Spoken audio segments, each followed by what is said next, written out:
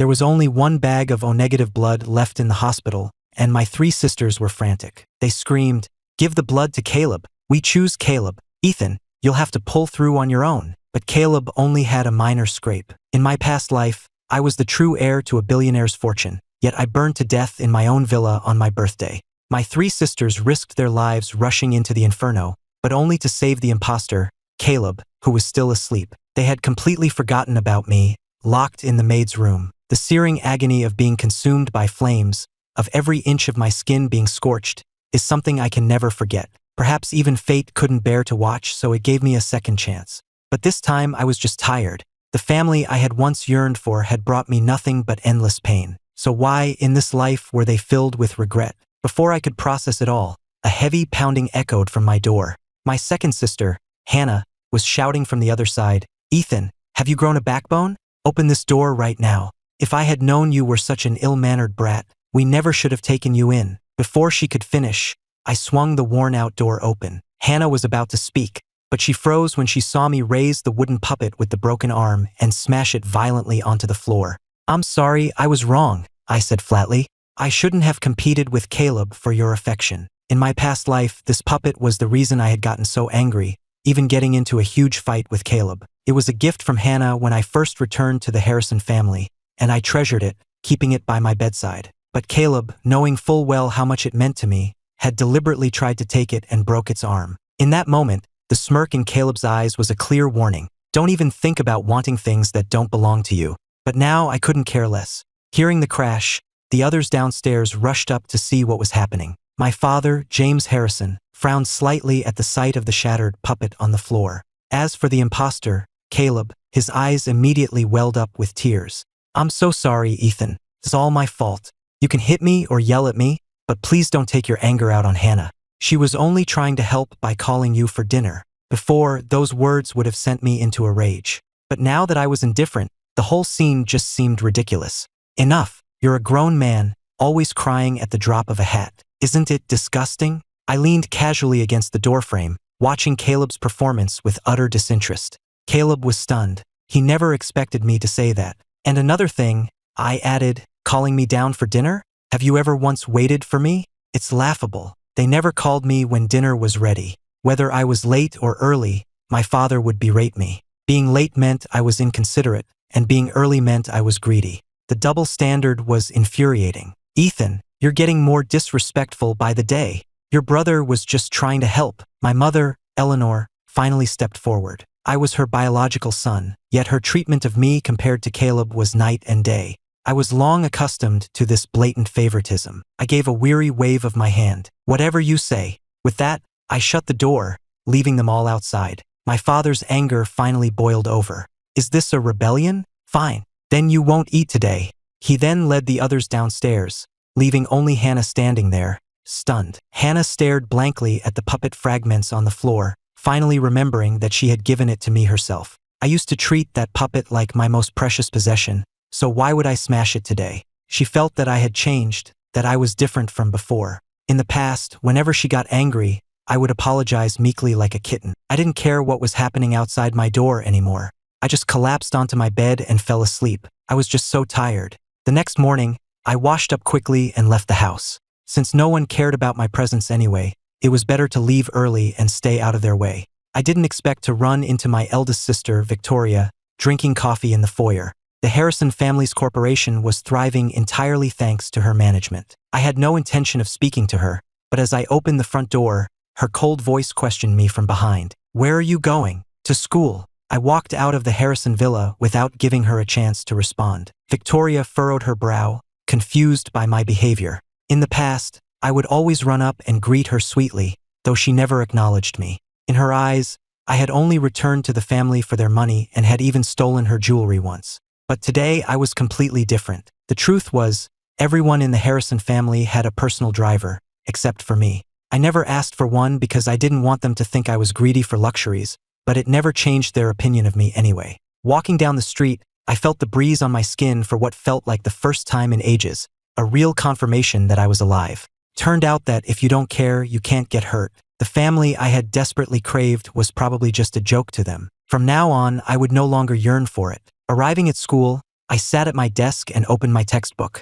With college entrance exams approaching, I had wasted my talent in my previous life by focusing all my energy on my so-called family, causing my top-tier grades to plummet. This life, I would study hard and catch up on everything I had missed. Back at the Harrison house, my father stared silently at the dining table, like a volcano about to erupt. Where is Ethan? Is he still sleeping? Look at the time. Are we all supposed to wait for him? Caleb spoke up softly from the side. Ethan might still be angry with Hannah. Maybe I should go up and apologize to him. He made a move to stand up but was pulled back down by Hannah. He's still angry?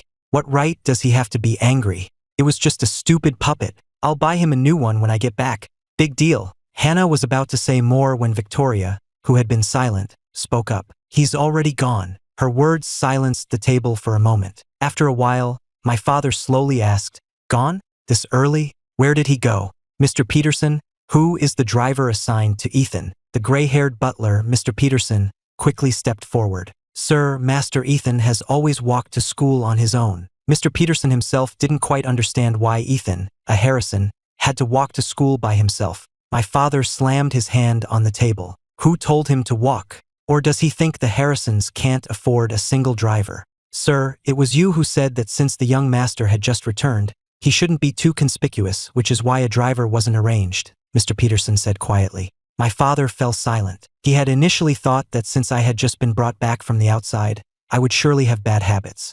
He was afraid I would do something to embarrass the family, so he had held off on arranging a car for me. He hadn't realized a whole year had passed. James rubbed his temples. Assign someone to drive Ethan. Why didn't he say anything himself? Walking every day. What kind of image does that project? It was clearly his own oversight, yet he was still shifting the blame onto me. "Yes, sir," Mr. Peterson replied, turning to find a suitable person. My mother, Eleanor, also shot my father a resentful look, as if blaming him for not noticing sooner. This didn't mean she cared for me. She was merely ashamed of her own failure as a mother. Sure enough, when school let out that evening, a luxury car pulled up in front of me. "Young master, please get in." A young man in a suit quickly got out and opened the door for me. Sitting in the back seat was none other than my second sister, Hannah. I was confused. What was going on? Seeing me hesitate, Hannah frowned and pulled me into the car. The driver, Mike, coughed awkwardly, said, "Please be safe," and started the engine. "What?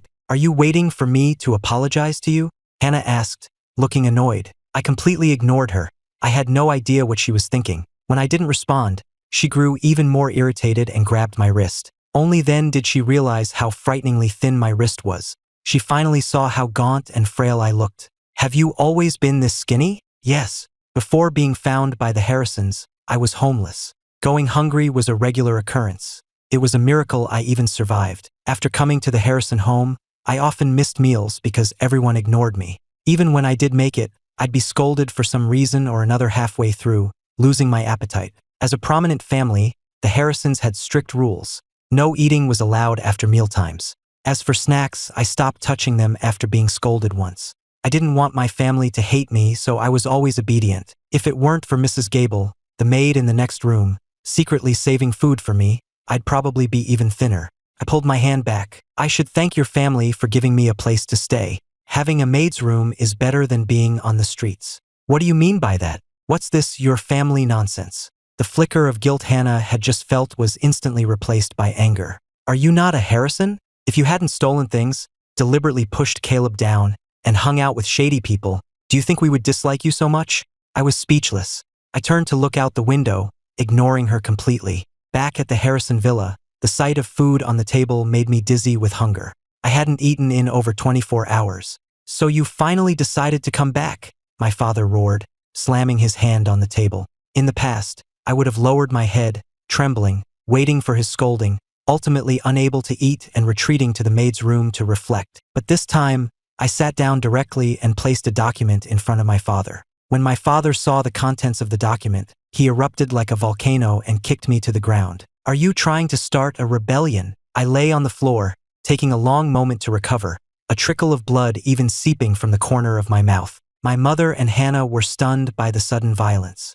Only Caleb remained seated, secretly gloating. "Damn you, Ethan," he thought. "I told you everything here would be mine. So what if you're the biological son?" Eleanor snapped out of it and rushed to hold me. "James, what are you doing?" I had already passed out. In my last moment of consciousness, I felt my life slipping away. Maybe dying like this wouldn't be so bad. My father realized he had gone too far. His usual stern demeanor was replaced with panic. I just, hurry up and call an ambulance. Victoria, who had been watching from the sidelines, could no longer stay still and pulled out her phone to dial 911. When the ambulance arrived, they quickly loaded me onto a stretcher. Eleanor sat by my side the whole time, praying I would be okay. Caleb wanted to come along, but my father stopped him. You stay here. Watching everyone scramble over me, Caleb's eyes filled with unconcealable malice. Ethan, why don't you just die? Why did you have to come back? He failed to realize that he was the one who had stolen everything that was rightfully mine. At the hospital, I was put on an oxygen mask and rushed into the emergency room. Eleanor, her face streaked with tears, pounded on my father's chest. What were you thinking, hitting a child that hard? I just lost my temper. It was because of this, James said, handing the document I had given him to the others. Written clearly on it were the words, Declaration of Severance. For a moment, everyone's eyes widened in disbelief as they stared at the paper. A long silence fell over the group. They didn't snap out of it until the doors to the operating room opened. Who is the patient's family? A doctor in a white coat asked, holding a chart. I'm his mother. Is Ethan okay? Eleanor rushed forward, grabbing the doctor's arm, her voice filled with anxiety. The doctor looked at the well-dressed group with some confusion. They were clearly wealthy, yet the patient inside was so emaciated. He's stable. He's suffering from chronic malnutrition, which has left his body extremely weak. Combined with the fall you mentioned, he just needs rest and better nutrition at home. The doctor was curious about what kind of fall could cause such a state. Was this family hiding something? Hearing that I was okay, Eleanor finally breathed a sigh of relief. Doctor, can we go in and see him now? You may, but please don't agitate the patient. Okay, thank you, doctor. Eleanor pushed open the door to my room and walked softly to my bedside. My father tried to follow, but Victoria stopped him. Dad, you should wait out here for now. Knowing he was in the wrong, my father didn't argue. He had only meant to teach me a lesson. He never imagined my body was in such a fragile state. Yet, he was still thinking that it was my fault for not living properly, for wanting to sever ties with them. Was it his fault or the family's? If it weren't for the Harrisons, I'd still be an orphan. He still hadn't realized his own mistake. If they hadn't carelessly lost me all those years ago, I never would have suffered so much on the outside, never having experienced the slightest warmth of a normal family. Eleanor looked at my pale face on the hospital bed, her eyes welling with tears. She reached out to touch my cheek, but I flinched away. Her hand hung awkwardly in the air before she slowly retracted it. Ethan, I'm so sorry.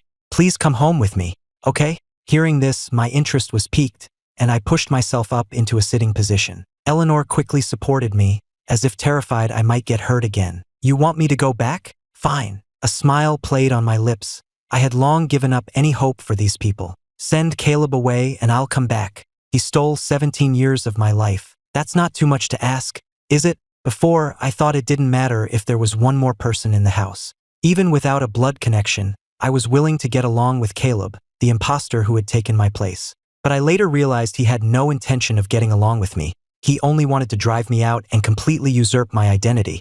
In that case, I would grant him his wish. Ethan, don't go too far. Hannah was the first to object, glaring at me angrily. Yes, Ethan, Eleanor added, her hand trembling. Caleb has no other family, the poor thing. If you make him leave now, how will he survive? She never imagined I would make such a demand. How will he survive? He's almost an adult. Can't he manage on his own? Then how did I survive for all these years since birth? I scoffed. If an orphan like me could make it, how could Caleb, a nearly grown man, not? It's just an excuse. Ethan, don't push your luck. Victoria, who had been quiet, finally said. She did feel some guilt towards me, but she cared more for Caleb, with whom she had lived for over a decade. She might have agreed to other conditions, but not this one. I looked at the three of them and yawned. I had expected this outcome. Perhaps, initially, a tiny part of me had hoped they would agree to send Caleb away. Since you all feel that way, what can I do? Hearing me concede, Eleanor relaxed slightly. In her heart, she didn't want Caleb, the boy she had raised for over a decade, to leave. After all, those years of affection were real. Then let's go home. Before she could finish, I cut her off. Then let's sever ties. What did you say? Eleanor shuddered. Although she had seen the agreement outside, she never thought I would say it out loud. Are you threatening us?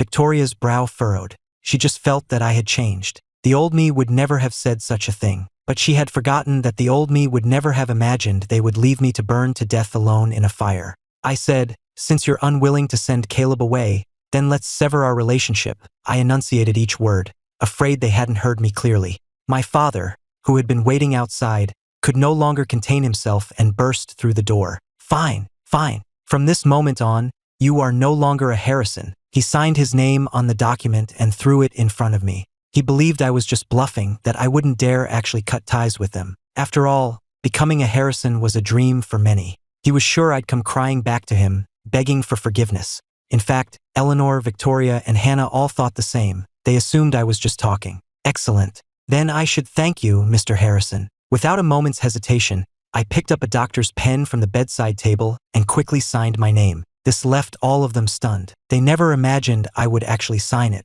Even Victoria, the powerful businesswoman, stared at the pen in my hand in disbelief. Only then did she realize that I truly did not care about the Harrison family. "Insolent child, you ungrateful brat, you actually dared to sign. Very well, we're leaving." My father was trembling with rage. "I'd like to see how you, Ethan, survive without the support of the Harrisons." With that, he turned and stormed out. Eleanor rushed forward to pull him back. Although she also hadn't expected me to go through with it, I was her biological son, her own flesh and blood. Hannah was completely frozen until Victoria tugged at her sleeve, bringing her back to reality. "Ethan, don't come crying to us later," Victoria said, still convinced that I wasn't indifferent, just desperate for their attention. She believed that soon enough I would come running back, begging them to take me in just like before.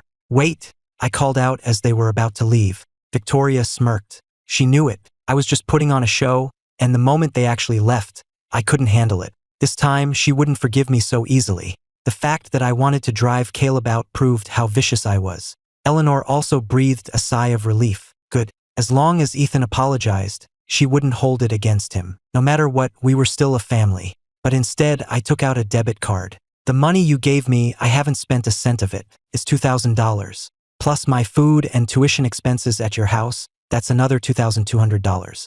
Let's round it up to $3,000. I then tore a blank sheet from my medical chart and wrote out an IOU. "Don't worry, you can hold on to this. Once I'm in college and can get a job, I'll pay you back." By now, my father's face had turned completely grim. He never dreamed that I was serious about cutting all ties with them. Eleanor's face was pale. She was shocked to realize that in the entire year, the money they had spent on me, including tuition, didn't even amount to $3,000. Caleb's weekly allowance alone was more than that. Seeing that none of them intended to take the IOU, I put it away. Staring up at the stark white ceiling of the hospital room, I felt a sense of relief I had never known. Maybe I had once cherished this family connection, but not anymore. When my father and the others returned to the villa, he was so angry he smashed an expensive vase from the dining table. "How dare that boy? Have we Harrisons wronged him in any way?" Eavesdropping from upstairs, Caleb was secretly delighted. It seemed Ethan had made them angry again. He brought this on himself so no one could blame me.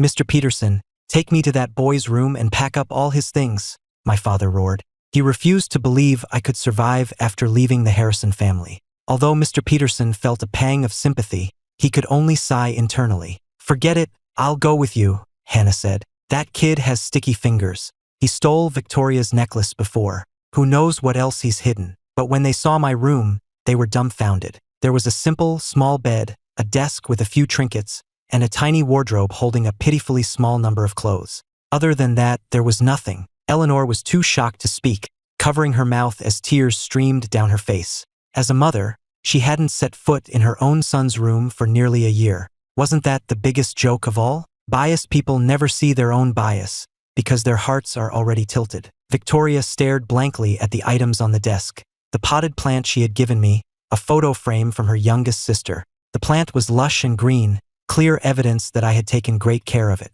Suddenly, Victoria turned to the dazed Hannah. "Hannah, that puppet of Ethan's." "Yes, I gave it to him." Hannah remembered how she had scolded me and felt a sudden pang of regret. Had those things really been so important to him? Then why did he smash it? "Sir, should I continue packing?" Mr. Peterson asked at the right moment, feeling sorry for me. After all this time, I had finally gotten my family's attention, but it was too late. My father was also frozen in place, utterly shocked.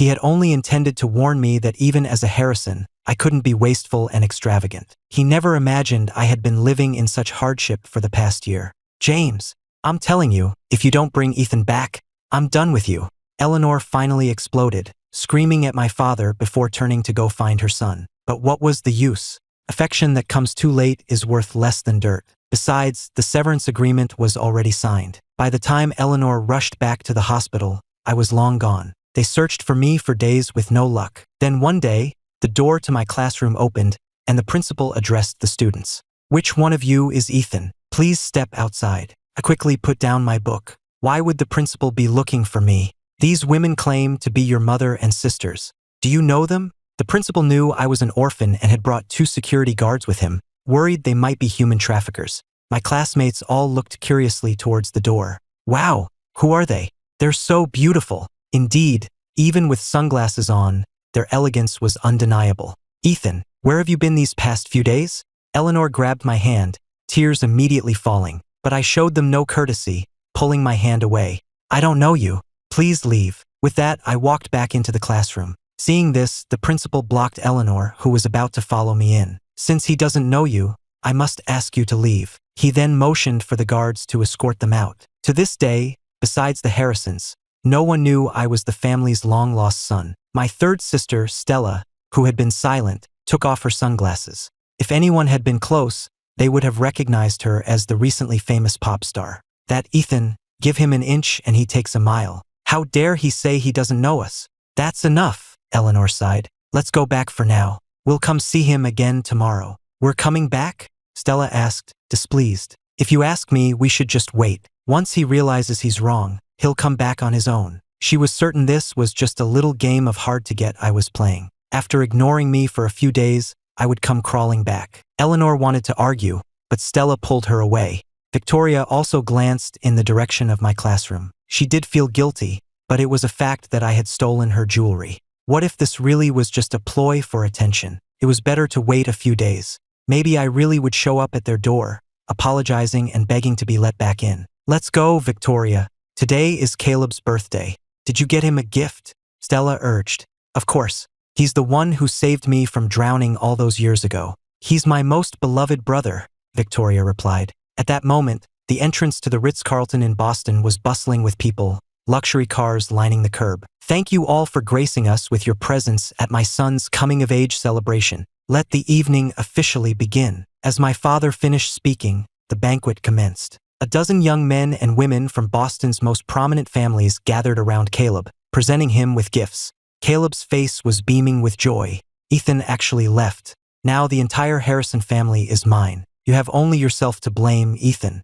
You never should have come back." Dressed in a gorgeous gown, Hannah seemed distracted. "What's wrong, Hannah?" Victoria asked. "Nothing. I was just thinking about Ethan." At her words, Victoria also fell silent. It was true. Today was my birthday as well. "Victoria, Hannah, where are my presents?"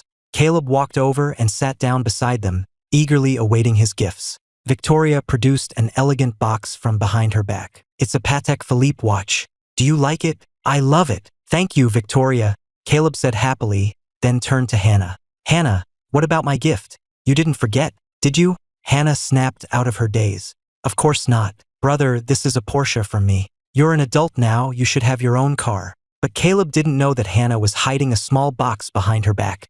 Inside was the very same puppet I had smashed on the floor. "I'm stepping out for a bit." Before Caleb could even thank her, Hannah grabbed the small box and hurried away. When I returned to the orphanage, I found it completely empty. What was going on? Did something happen? I anxiously opened the door, and with a loud pop, confetti rained down, settling gently on my shoulders. "Happy birthday, Ethan." A dozen kids swarmed me like they were climbing a tree. "Ethan, this is your birthday present. I drew it for you myself." A little girl named Lily handed me a drawing made of countless chaotic lines. I would call it a masterpiece of abstract art, and I accepted it with a happy heart. "Ethan, this is my spinning top, Whirlwind. You have to take good care of it. And my superhero cards." Looking at the hodgepodge of gifts before me, a spinning top, a yo-yo, superhero cards, I didn't know whether to laugh or cry, but I accepted each one with sincere gratitude. I knew that these seemingly worthless items were the best things these little kids had to offer. "Everyone get off. Are you trying to crush Ethan?" A girl of about 15 or 16 stepped forward. The children scattered back to their seats as if they'd seen a monster. Her name was Maya, and she handed me a jar filled with paper cranes. "This is for you." Looking at the jar full of colorful paper cranes, my heart warmed. I knew she had folded them herself, squeezing out time between her studies.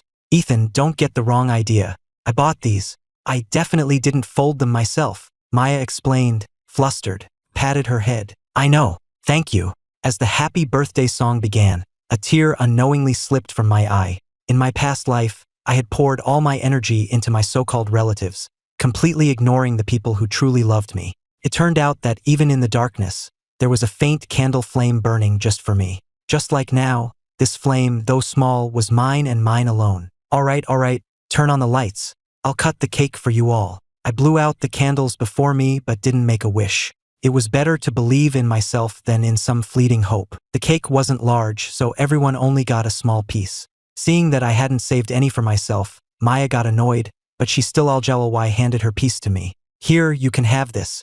Don't overthink it. I'm on a diet." I looked at Maya, who was even thinner than I was, and smiled, taking only a small bite. Outside the orphanage, a figure in a magnificent gown paced back and forth. Finally, as if making a decision, Hannah lifted her dress and stepped over the orphanage's worn threshold. When I saw her, I couldn't help but sigh. Hadn't I already left that house to Caleb and the rest of them? Why couldn't they just leave me alone? Did they need to see me burn to death in a fire to be satisfied? "If you have no other business, Miss Harrison, you should go back." Hannah grabbed my hand. "Come back with me. Just apologize, and they won't say anything." A wave of sadness washed over me. "Then please, Miss Harrison, tell me, why should I apologize? What did I do wrong?" Hannah stammered, unable to form a single word, as if a fishbone were caught in her throat. She knew I hadn't done anything wrong. She just assumed I was the same as before, that I should be the one to apologize regardless of who was at fault. After all, in her eyes, I was just an unruly kid from the streets. "You shouldn't have threatened us with that agreement. Ethan, why are you so insistent on driving Caleb away? On one hand, there's the brother we've loved for over a decade, and on the other, there's my biological brother. How am I supposed to choose? You're being unreasonable. Have any of you ever treated me like a real brother?" I retorted. "You made me kneel outside in a rainstorm for a whole day and night. I had a high fever, but you were all busy celebrating that imposter's birthday." I seemed to give up arguing and sighed. "Just forget it. You should go." Being foolish enough to have expectations for so-called family was a mistake I only needed to make once. But Hannah still held onto my arm tightly. "I'm sorry. I was wrong before. I shouldn't have said those things to you. This is your birthday present." She opened a small box, revealing the puppet I had smashed, which she had painstakingly glued back together. I fixed it myself. I picked it up and examined it. "Thank you." But the next second, to Hannah's utter shock, I tossed the puppet into a nearby trash can. I had personally thrown away the object I once valued more than my own life. When a devastated Hannah returned home, the rest of the family was already waiting for her in the living room. "It was your brother's coming-of-age party. Where did you go?" my father demanded angrily. Hannah finally came to her senses and looked at everyone. "I went to see Ethan," she said word by word. With a loud crash, my father smashed an expensive glass on the floor. "Who told you to go see him?" Beside them, Caleb clenched his fists so tightly his nails dug into his palms, though he felt nothing. "Ethan, why didn't you die out there? You should have died long ago." "Today is Ethan's birthday," Hannah said softly. Her words silenced the room. Even the curse on the tip of my father's tongue was swallowed back down. If the public found out that the Harrisons threw a lavish party for an imposter while casting out their biological son, the scandal would be immense. Eleanor's eyes instantly turned red. She, a mother, had forgotten her own son's birthday. "I'm going to my room," Hannah said, her expression desolate. She still couldn't believe I had thrown away the puppet she had fixed right in front of her. In the past, I would have listened to her no matter what. She had only scolded me a little. But why had she scolded me? It was because Caleb had accidentally broken the puppet's arm. But Caleb hadn't meant to. He said he was just curious and wanted to take a look. Suddenly, a thought struck Hannah. Caleb had everything he could ever want, so why was he so fixated on my puppet? The realization made her panic. How could this be? "I'm so sorry." But now it was all too late. Eleanor frantically told the driver to prepare the car. She had to find her son. "Enough. It's too late tonight. I'll go with you all tomorrow," my father said, getting up to go to his room. Stella was confused. She could clearly feel the family's prejudice against me. It seemed that no matter what I did, it was wrong. But she didn't dare say anything. Once, she had spoken up for me and had been harshly scolded for it, even though it hadn't been my fault. She understood that when everyone believes someone is wrong, then that person is wrong. Victoria opened Hannah's door and saw her sister with tears in her eyes. She sighed. "Hannah, get some sleep. We'll clear things up with Ethan tomorrow." But Hannah shook her head. "He won't forgive me." Victoria frowned. "Why should he have to forgive us? He stole my jewelry and targeted Caleb. Aren't those facts?" The next day, I had an idea to make my own money, setting up a street stall. But I needed $400 for startup capital, money I'd have to earn slowly through part-time jobs.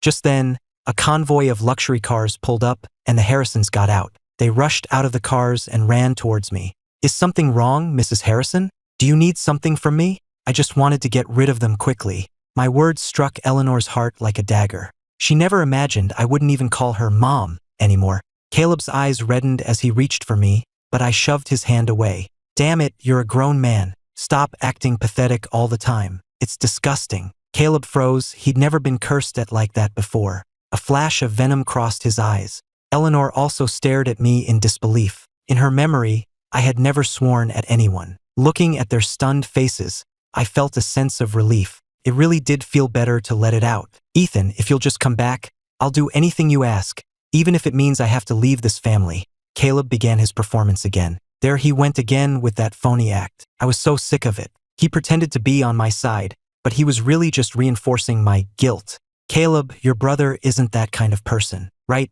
Ethan?" Eleanor pleaded with her eyes. She believed I wouldn't actually drive Caleb away. She still thought my words at the hospital were just said in anger. "If this is all you came for, then I'm leaving." Only Hannah knew I meant every word. "Wait, I came to give you your birthday present," Eleanor finally remembered, pulling out a small, elegant box. I waved it away. "Take it back. My birthday is over." With that, I shut the gate and left. My birthday was yesterday. What was the point of a gift today? They had kicked me out just to make Caleb happy. Coming to find me now was just pathetic. "Ethan, open the door." No matter how much Eleanor called, I didn't answer. They had no choice but to leave dejectedly. On the way back, Caleb sat next to Eleanor, comforting her with his words, but a smirk played on his lips. Hannah, who had been silent, suddenly looked at Caleb seriously. "Caleb, did you break Ethan's puppet on purpose?" Her question filled the spacious car with a sudden, heavy silence. "Hannah, why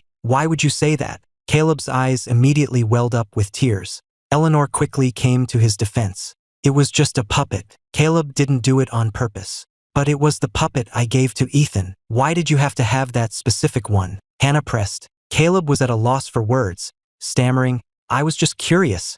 Hannah, I can pay Ethan back for it. If he'll forgive me, I'll do anything." Seeing this, Eleanor pulled Caleb into her arms to comfort him. "That's enough, Hannah." Caleb didn't mean it. Watching her mother, Hannah felt a splitting headache coming on. She said nothing more and just sat there quietly. In a place where no one could see, Caleb's hurt expression twisted into a snarl. He hated me. Hannah had always been on his side, so why was she questioning him for my sake today? A sense of crisis began to creep in. If this continued, his position might be replaced by mine. What if they really sent him away? No, Ethan had to disappear. Since the plan from a few years ago didn't kill you, let's try it again. I'd like to see how many times you can escape, Ethan. The rest of the ride was silent. Back at the Harrison villa, Hannah decided to wait a few days before finding me again to get to the bottom of everything. My father, seeing I wasn't with them, frowned, a sense of resentment building inside him. "That boy still refuses to come back? You tell him, if he doesn't come back now,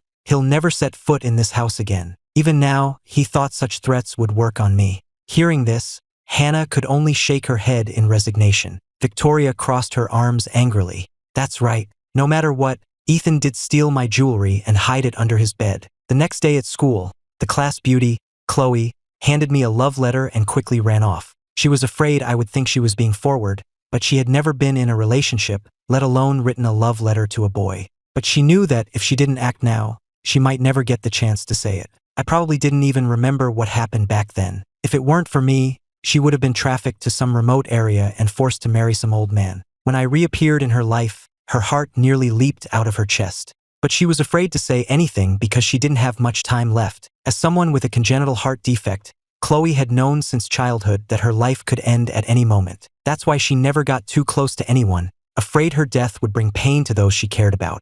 But all those years ago, when my skinny frame stood in front of her, it felt like a protective wall, giving her a sense of security she had never felt before. When I showed up again, she couldn't hold back any longer. She knew it was selfish, but after handing me the letter, she was filled with regret. But selfishness is human nature. There's nothing wrong with pursuing what you want. Chloe's heart was in her throat all the way until school let out. She kept thinking, what if I rejected her? When I got up from my seat, she immediately stood up and followed me quietly. Ethan, I like you. I'm sorry. I'm not looking for a relationship right now. I didn't want to give her any false hope. I knew she was a good girl, and that's precisely why I couldn't hurt her. Ethan, do you remember me? You saved me 5 years ago. You're finally clicked. She was the girl who had almost been kidnapped by traffickers. Yes, you do remember me, right? Chloe's voice trembled. Ethan, you'll say yes, won't you? Suddenly, Chloe started gasping for air, fumbling in her pocket for something. I quickly found her medication, put it in her mouth, and then helped her to the nurse's office as she started to recover. After hearing the story, the school nurse was at a loss for words. He couldn't understand why I would turn down such a beautiful girl. But he didn't know that ever since I burned to death, I seemed to have lost the capacity for love, afraid to trust anyone's affection for me again. It was a fear of love itself. Suddenly, Chloe seemed to make up her mind. If she was going to be selfish, she might as well go all the way. Dr. Reed, could you ask Ethan to come back? When I returned, a blush colored Chloe's pale cheeks. Ethan, I actually have a congenital heart defect. I'm sorry, I shouldn't have hidden it from you. A congenital heart defect? My frown deepened. I might not have much time left, Chloe said softly. I had surgery before, but it didn't do much. The doctor said I might not live to see 20, that I could die at any time. Then she looked at me and said the hardest words she had ever spoken. Ethan, how about 1 month? Just for 1 month, for the sake of someone who doesn't have long to live. I'm begging you. As she finished, tears streamed down her face, and she couldn't bring herself to look at me. She felt like a selfish, shameless person, using her illness to emotionally blackmail me. Okay, I said, looking at her on the infirmary bed. I finally nodded. I understood that feeling of desperately wanting to be loved, and the pain of yearning for something just out of reach. I didn't want her to suffer from that feeling too. Maybe her feelings for me were just a passing fancy, or maybe she was confusing gratitude and dependence with love. But time would help her figure it out. Chloe quickly sat up and took my hand with her small, cold one. Ethan, do you remember? This is how you held my hand back then, and we walked for a long, long time. Honestly, you too. I'm going to tell your homeroom teacher, Dr. Reed said with a sigh, feeling like a third wheel. But he felt more sympathy for Chloe than anything. It was a shame he wasn't a specialist in her condition. Maybe he could ask his mentor. He didn't know that Chloe's family had already taken her to see top doctors, and the conclusion was that even a heart transplant would be unlikely to cure her. On the way home, Chloe asked cautiously, Ethan, can I walk home with you every day? Of course, I said, smiling and ruffling her hair. Then, can we go on a date this weekend? Chloe didn't know where she got this boldness from, and her ears turned red. Just then, a Porsche pulled up beside us, and my third sister, Stella, appeared before us, wearing sunglasses. Ethan, get in. We need to talk. I'm busy, I said bluntly, taking Chloe's hand and walking faster. Stella was instantly annoyed. This brother of mine was getting more and more out of line. Ethan, I just want to talk to you. Are you going to ignore your own sister? Believe me, I'll tell the principal about your little romance tomorrow. I sighed. Let me walk Chloe home first. A short while later, Stella took me to a restaurant and got straight to the point, pulling a credit card out of her purse. There's $200,000 on this. I couldn't help but laugh. I never thought I'd find myself in the middle of a cheesy rich family drama. I know you've been through a lot, but this money is enough for you to have a better life. Take it and stop bothering the Harrison family. Don't even think about coming back, and don't ask for anything else. Stella's tone suddenly turned sharp. This is your only chance. Take the money and disappear from our lives. Otherwise, I will make you regret it. In her heart, I, her biological brother, was nothing compared to Caleb, the boy who had saved her life. She believed my willingness to leave the family was just a ploy to get something more. But when she looked at me again, I was calmly sipping my tea. 200,000 isn't enough for you? Fine, name your price. I'll give it to you, Stella said, laughing with rage. If it weren't for the Harrisons, you'd still be an orphan. You should be grateful we even took you back. Then make it 10 million, I said calmly. 10 million? Are you insane? Stella slammed her hand on the table, furious. I knew it. You're just after the Harrisons' money. 10 million? You've got some nerve. That's right. I'm insane. If you don't give me 10 million, I'll just keep bothering you every day, I said with a smile. Stella quickly realized I was messing with her. Fine, Ethan. You won't regret this. She was about to throw her glass of water at me, but I snatched it from her hand and splashed it right back in her face. You! She never imagined I would dare to do that. Before, this cheap brother of hers wouldn't even breathe too loudly around her, terrified of upsetting her. What about me? If you're sick, go see a doctor. Don't come to me, I said coldly, and for the record, I haven't sought any of you out. You're the ones who keep harassing me. But think whatever you want, just stop bothering me. With that, I got up and left without another glance. On my way back to the orphanage, I thought about the day's events. It was incredible. I never would have guessed that the girl I saved all those years ago was Chloe. But I think I saved someone else too. It was just so long ago that I can't quite remember. I'll just take it one step at a time. In this life, all I want is to stay far away from the Harrisons. Every time I see their faces, I'm reminded of the agony of being consumed by fire. The next day, I went to the nurse's office to help out. When I was sick before, Dr. Reed treated me for free and I felt bad, so I've been helping out ever since. Ethan, can you do me a favor? Dr. Reed asked suddenly. There's this guy, Trevor, who won't leave me alone. There's a business gala tomorrow, and I was hoping you could pretend to be my boyfriend to get him to back off for good. Sure, but I'll have to talk to Chloe first. She is my girlfriend, after all. Don't worry, I'll talk to Chloe myself and make sure she doesn't get the wrong idea. Just as I arrived at the orphanage gate, I saw a haggard-looking Hannah standing outside. What are you doing here, Miss Harrison? Ethan, can I come in for a bit? Hannah seemed anxious, as if afraid I would say no. And she was right. I refused without hesitation. If you have something to say it here. To my surprise, Hannah pulled out the puppet I had thrown away. Ethan, please come home. I'll explain everything to Mom, Dad, and Victoria. She was only now realizing how terribly she had treated me. How will you explain it? I asked, intrigued. You only severed ties because you were upset. I'm sure Mom and Dad won't. Before Hannah could finish, I cut her off. Then how will you explain me stealing Victoria's jewelry to her? Hannah was speechless. I looked her in the eye and continued. How will you explain me hanging out with shady people? Or me hiring someone to beat up Caleb? Speak up. How will you explain it? I wanted to see what she would say. They were always like this, condemning me based on a few words from Caleb. If I ever tried to explain myself, it was seen as a lack of remorse. Oh, right, that time I was burned to death. Why was I locked up again? I think it was because Caleb said I was dating some delinquent girl and got her pregnant, I sneered. That family was a joke, convicting me without knowing anything, based solely on a photo of me with that girl. I didn't even know her, let alone date her. And just like that, I died an unjust death in that fire. And you, Hannah, at that time, you didn't seem to remember me at all. Your own brother locked away. Did you? Ethan, I'm begging you. Can't you just give in a little? Hannah's eyes were bloodshot. She couldn't understand why I refused to back down. If I just gave in, I could go back to the Harrison home and not have to live in this rundown orphanage. Give in? Ha!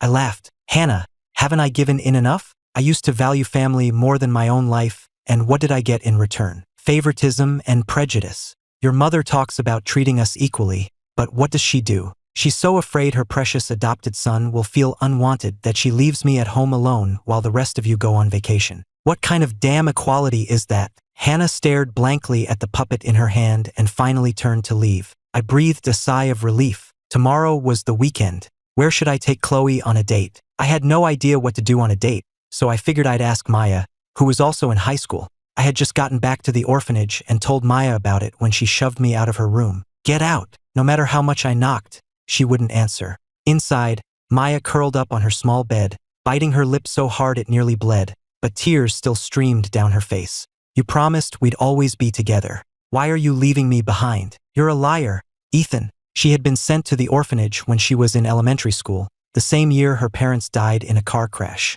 Her relatives seized her family's assets and dumped her there. She was too young to understand anything, except that the people around her had changed. When her classmates found out she was an orphan, they mocked and bullied her. The girls, jealous of her looks, cut her hair with scissors. The cruelty of children can be just as bad, if not worse, than that of adults.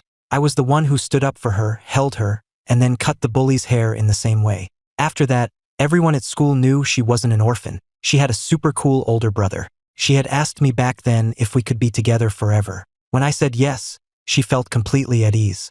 Half an hour later, Maya's door opened. There was a smile in her eyes. "Ethan, why don't you take me with you? I'll be your personal dating coach. How about it?" No refusing. Seeing my hesitation, she added, "Don't worry, I'll just follow behind. I won't bother you." Okay, I agreed, not wanting to upset her again, though I still planned to check with Chloe first. "You know how many people beg for my help and I ignore them," Maya said before shutting the door again. She leaned against the door, clutching the pendant around her neck.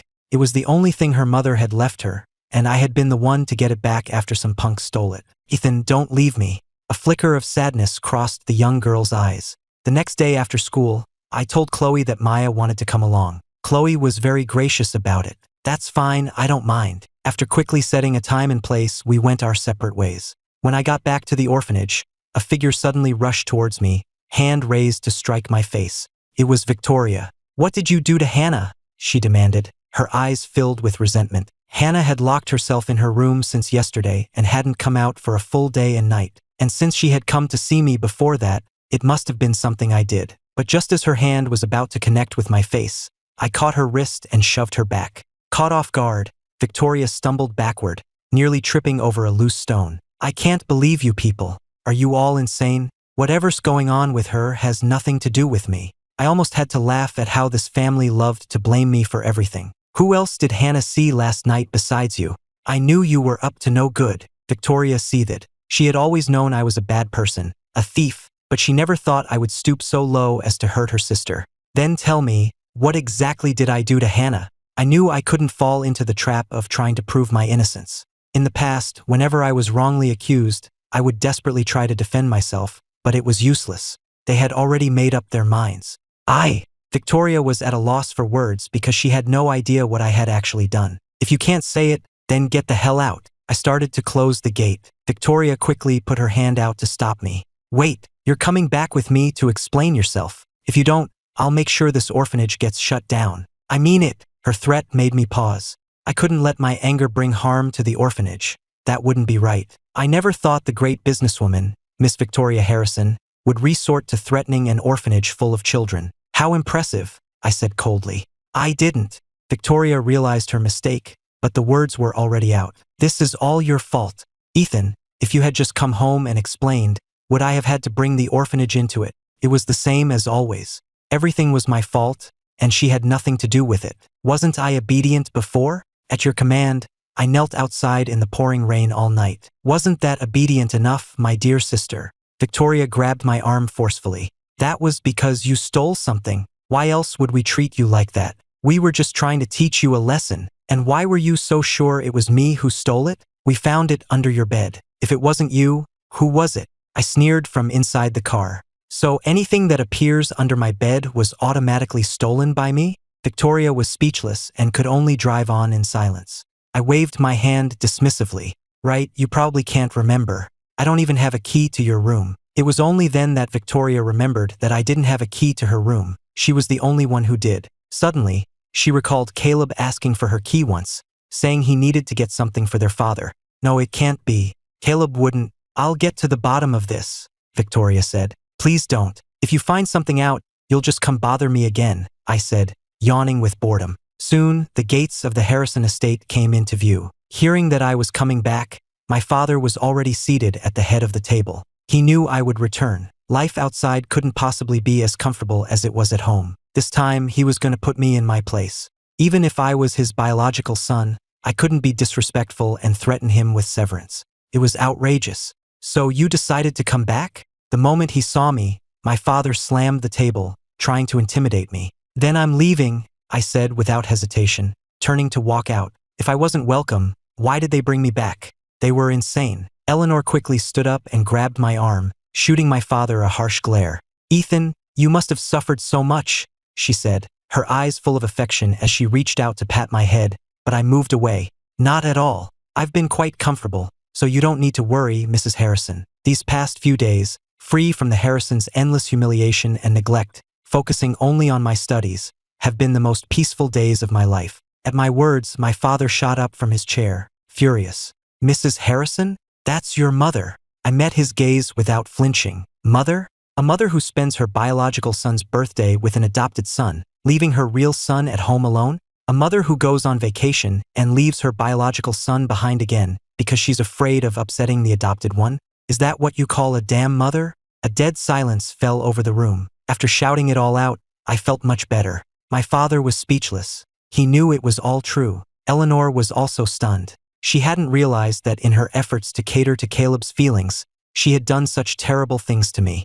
In my eyes, she really wasn't a mother. Is that Ethan? Hannah, who had been locked in her room, heard my voice and rushed out. Her hair was a mess, and her eyes were bloodshot. It was clear the past day had been hard on her. Ethan, will you come back? I leaned against the doorframe, my face blank. It was your dear older sister who threatened me with the dozen kids at the orphanage. Otherwise, do you think I would be here? At my words, all eyes turned to Victoria. I was just so worried about Hannah. What did I do wrong? Victoria said defensively, then turned her gaze on me. If you had just agreed to come back, would I have had to say that? I laughed dismissively. So it's still my fault. Amazing. Are you sure it's not your fault? Enough of that for now, my father said, stepping in front of me.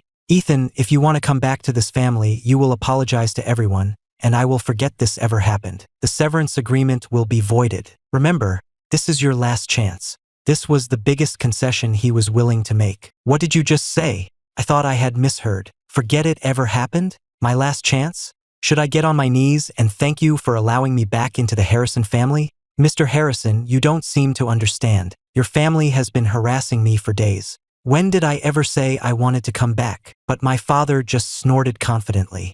Ethan, remember this. This is your last chance. After this, even if you come crying and begging, I won't let you set foot in this house again. Well, thank you so much for that, I said, turning to leave, but Hannah grabbed my arm again. Ethan, please, I'm begging you.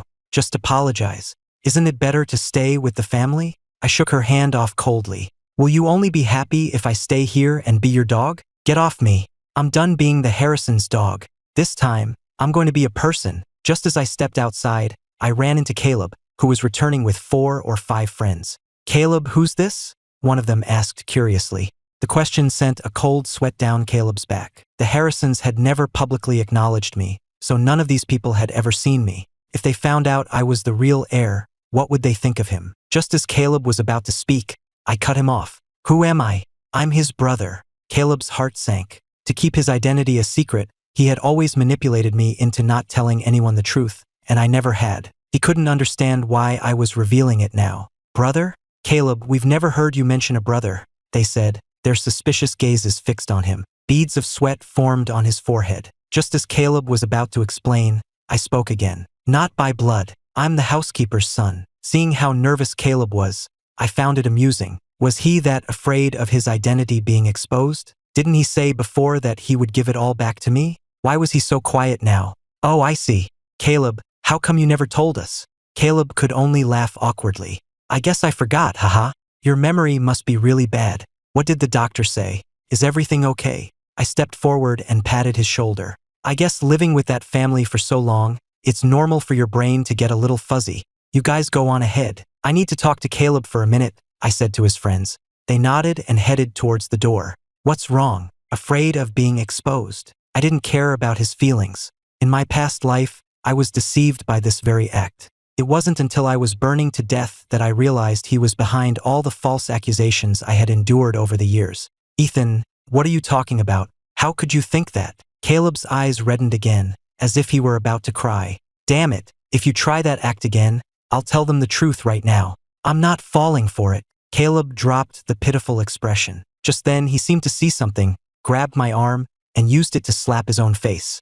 Ethan, if hitting me will make you forgive me, then go ahead. Seeing this performance, I knew without looking that someone was behind me. Ethan, what are you doing? Get out. Sure enough, an angry shout came from behind. Stella ran over, furious, and pulled Caleb behind her. Ethan, how dare you lay a hand on Caleb? Caleb's eyes were still red. Stella, it's not Ethan's fault. I'm the one who upset him. As long as he's willing to come back, he can hit me as much as he wants. He even managed to squeeze out a few tears, feigning to cover his reddened cheek as if to hide my crime. "Ethan, you will never come back to this family. We have no place for someone as vicious as you," Stella said hatefully. I waved my hand dismissively and walked towards them. "You two remember this. The Harrison family means nothing to me. Even if you got on your knees and begged, I wouldn't come back." With that, I raised my hand and slapped Caleb across the other cheek. The slap stunned him. He never thought I would actually hit him. "Felt good. Just wanted to make it symmetrical for you."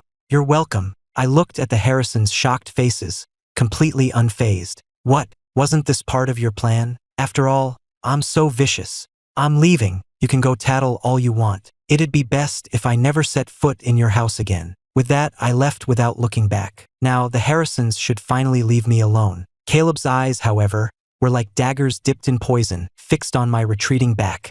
Today was the day I was supposed to pretend to be Dr. Reed's boyfriend at the gala. I never expected to see Victoria there, and that she would publicly slander me just to close a $1 million deal. At that moment, my father solemnly presented a proposal. "This proposal is perfect. Take it and meet with Evelyn Reed later. If we can secure this partnership with the Reed family, the Harrisons will be the undisputed top family in Boston. By the way, Victoria, what do you know about this Evelyn Reed? I've looked into her. She's a top graduate from Harvard Medical School and recently started working as a school nurse in Boston," Victoria replied. "A school nurse?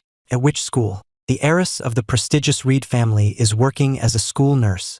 I believe it's Northwood High, Ethan's old school." Victoria felt a pang of guilt, remembering how she had threatened me with the orphanage. And she had never properly investigated the stolen jewelry incident before blaming me. "Maybe we should ask Ethan to come back." At this, my father slammed the table in anger. "I gave him a chance, and what did he do? I told you, unless he apologizes to everyone, he is not welcome in this house." Looking at her father, Victoria could only sigh. She knew I would never apologize.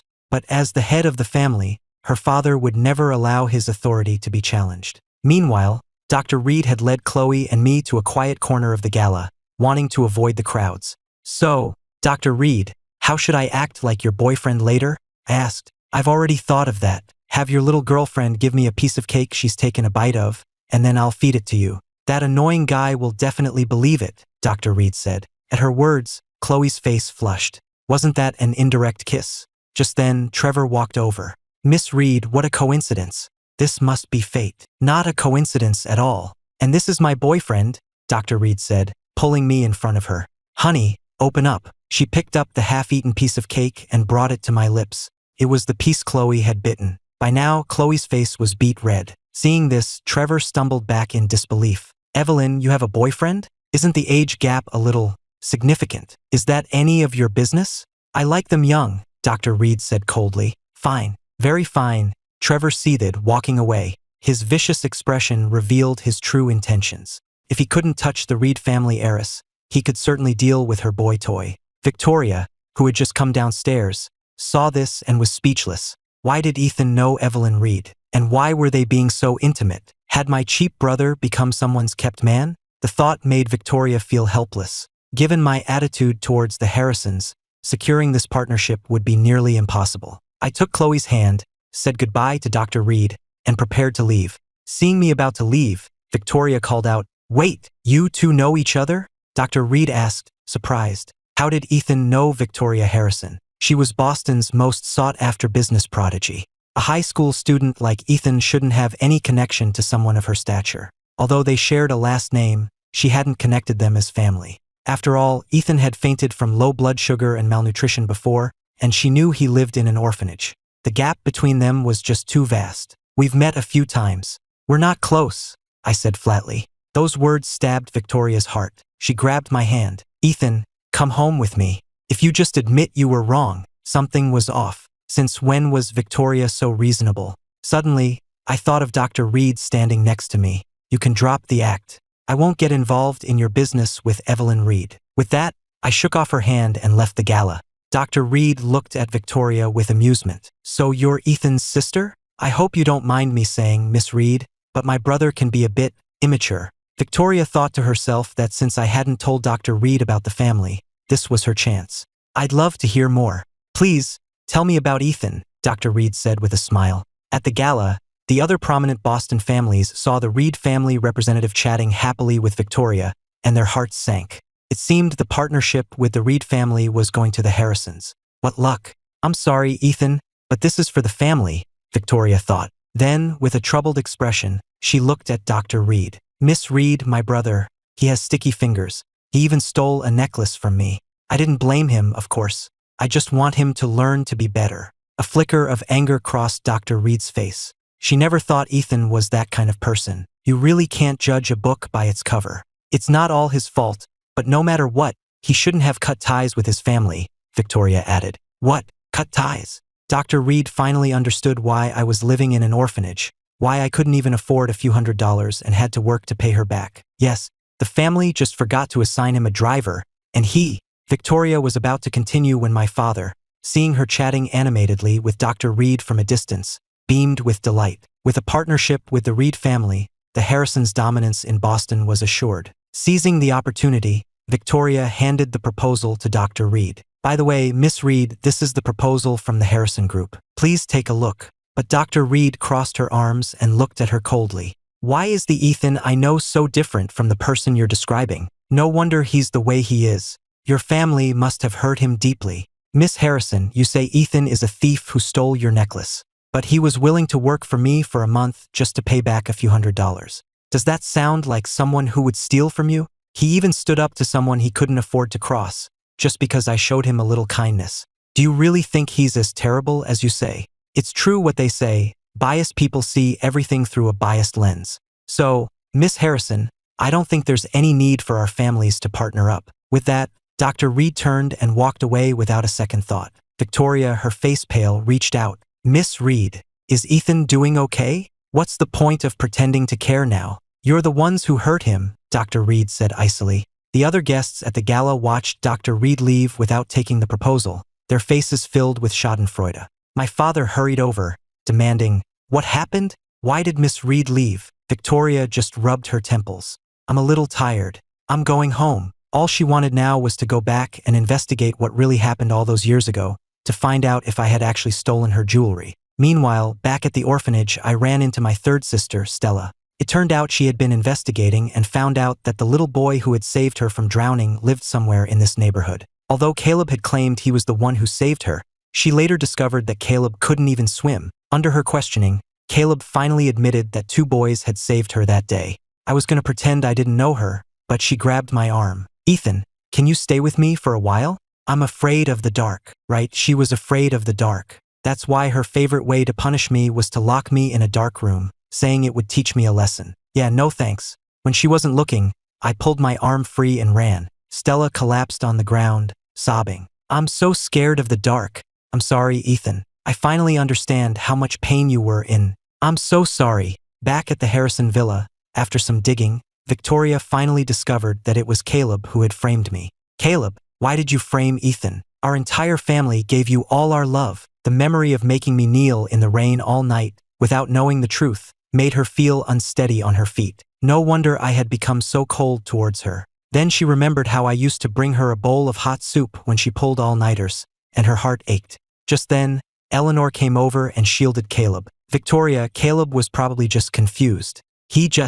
Mom, how can you still be defending him at a time like this? Victoria finally realized just how deep the family's favoritism for Caleb ran, and how deep their prejudice against me was. Caleb was pitiful because he had no parents, but was Ethan, who had parents but received no love, not pitiful? Did he deserve to be an orphan for 16 years? My father rubbed his temples.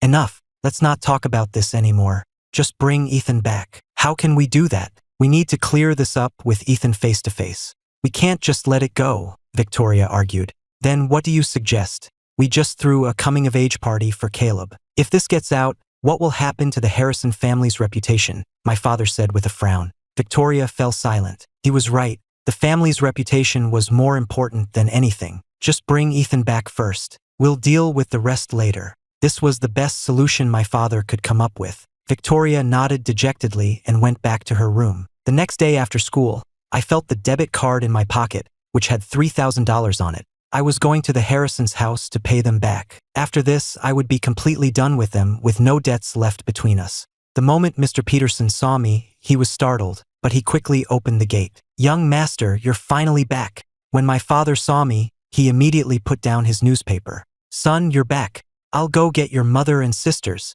I was stunned. Was this the same cold father I knew? But this was good. I could say what I needed to say in front of everyone, and then they would stop bothering me. Hearing I was back, Eleanor rushed downstairs, wanting to hug me, but I sidestepped her. Her eyes were red. Ethan, can I just give you a hug? That's not necessary. I'll leave after I've said what I need to say, I said coldly. In the past, I would have been overjoyed if she had wanted to hug me. But the first time I came home, she had pulled her hand back just because she was afraid Caleb would get the wrong idea. Now, I no longer had any expectations. Eleanor reached out a trembling hand. Why are you leaving? Ethan, I'm begging you, please stay. Even in the face of her pleading, I said nothing. Then I'll take that as a yes. I'll go get ready, and we'll go out for dinner tonight, Eleanor said, frantically getting up to go to her room. I watched her go and shook my head. What was the point of all this now? Hannah was at her art exhibition, but when she heard I was back, she dropped everything and rushed home. Ethan, have you finally forgiven me? Yes, I forgive you, I said dismissively. Hannah was surprised I agreed so easily and eagerly pulled out the slightly damaged puppet. Then, Ethan, will you take this back? Sure. I took it and tossed it in my bag. She didn't know that I now saw her as a stranger. What was so hard about forgiving a stranger? The puppet that had once meant the world to me was now just an ordinary object. Suddenly, there was a thud from the stairs.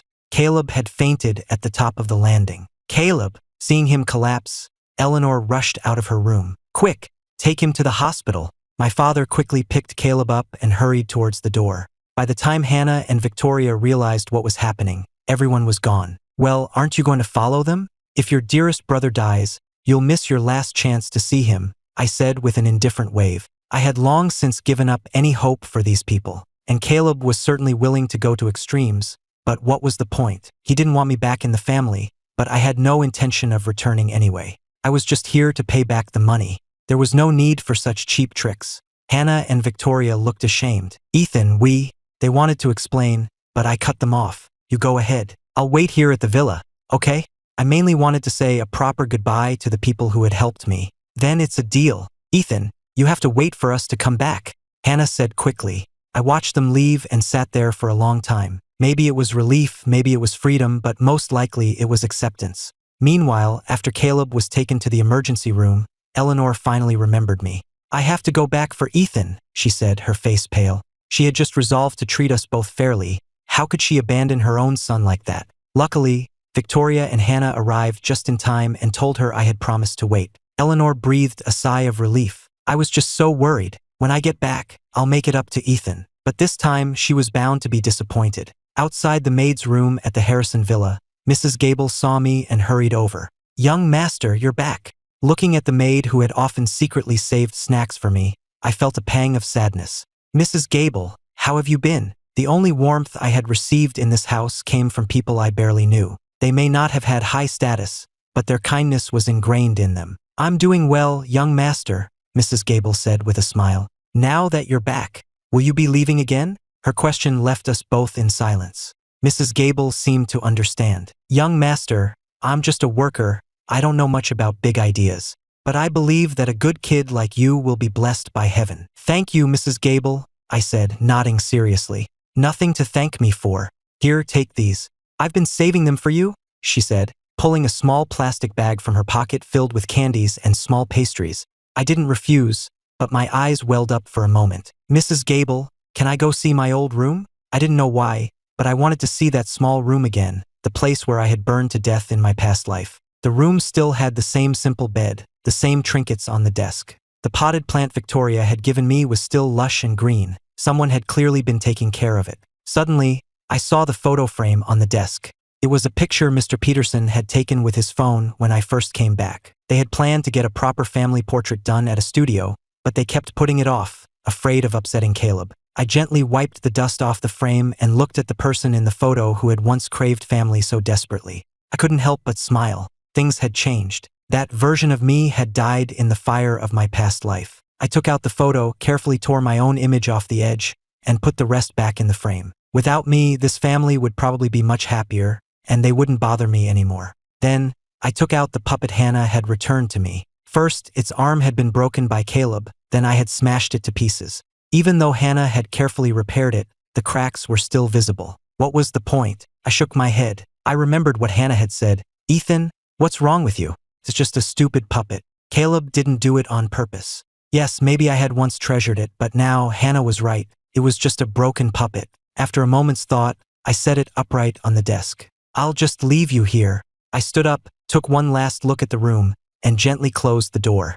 It felt as if a faint shadow inside was smiling and waving goodbye to me. It was the scarred version of my former self. The Harrisons didn't get back from the hospital until the early hours of the morning. I had been waiting for about 2 hours.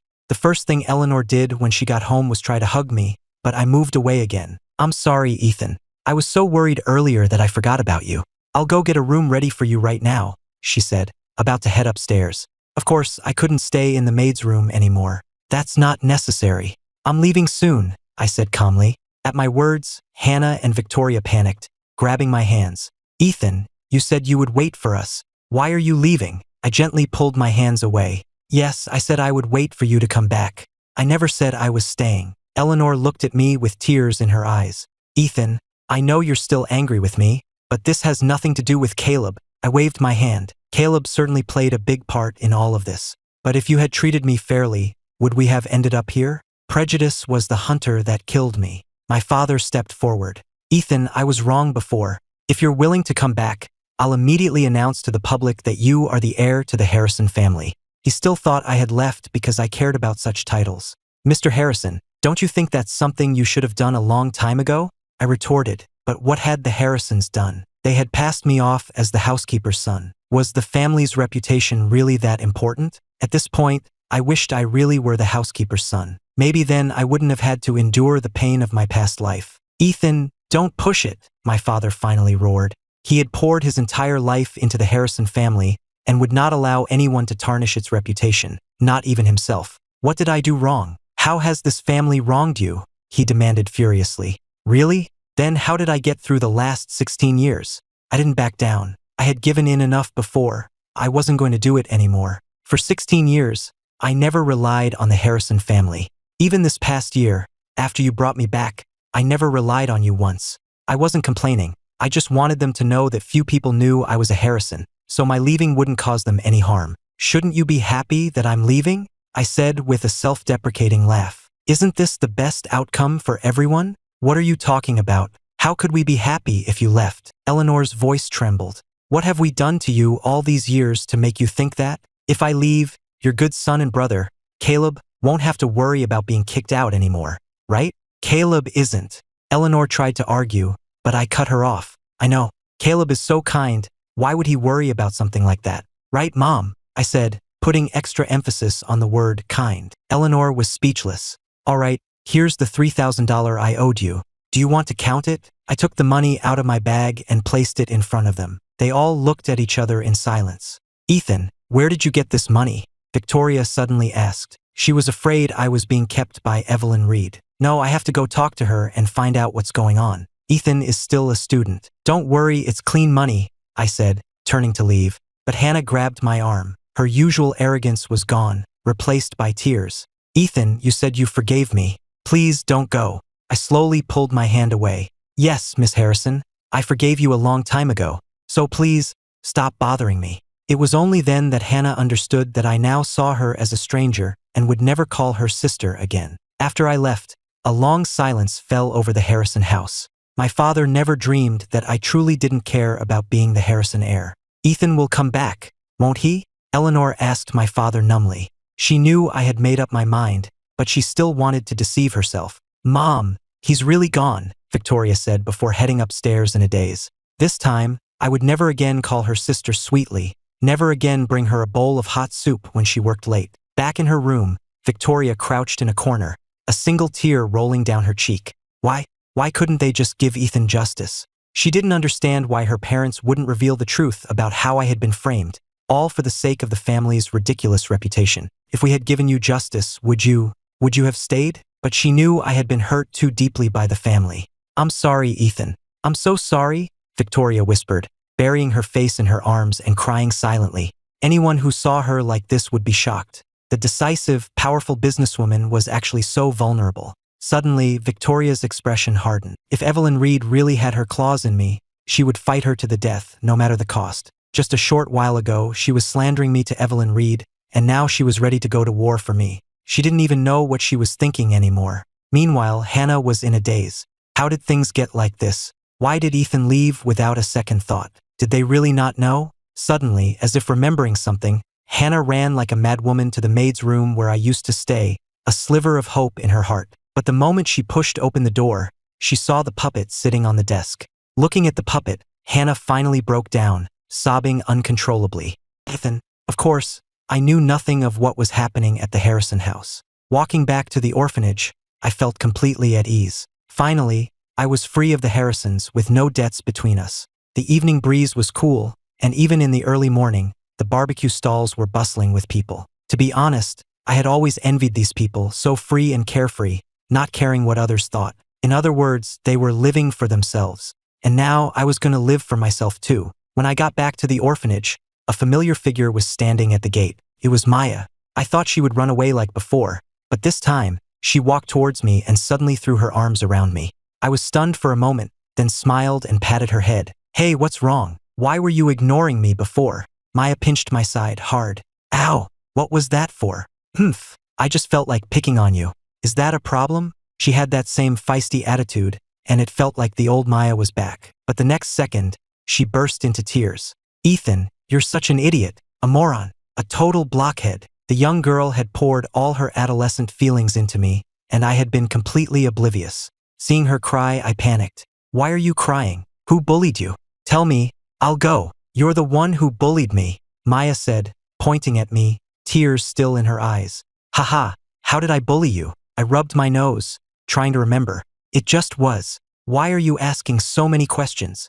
Maya couldn't exactly say that she liked me, but I had a girlfriend now. Okay, I'm sorry. Is that better, Your Highness? I quickly apologized. That's more like it. Maya finally forgave me, then suddenly turned serious. Chloe is a good girl. You better not hurt her. You hear me? With that, she let go of me and went back to her room. I watched her go and smiled. That's what they call having a sharp tongue but a soft heart. The next morning, as soon as I got to school, I was called to the principal's office. Principal, what can I do for you?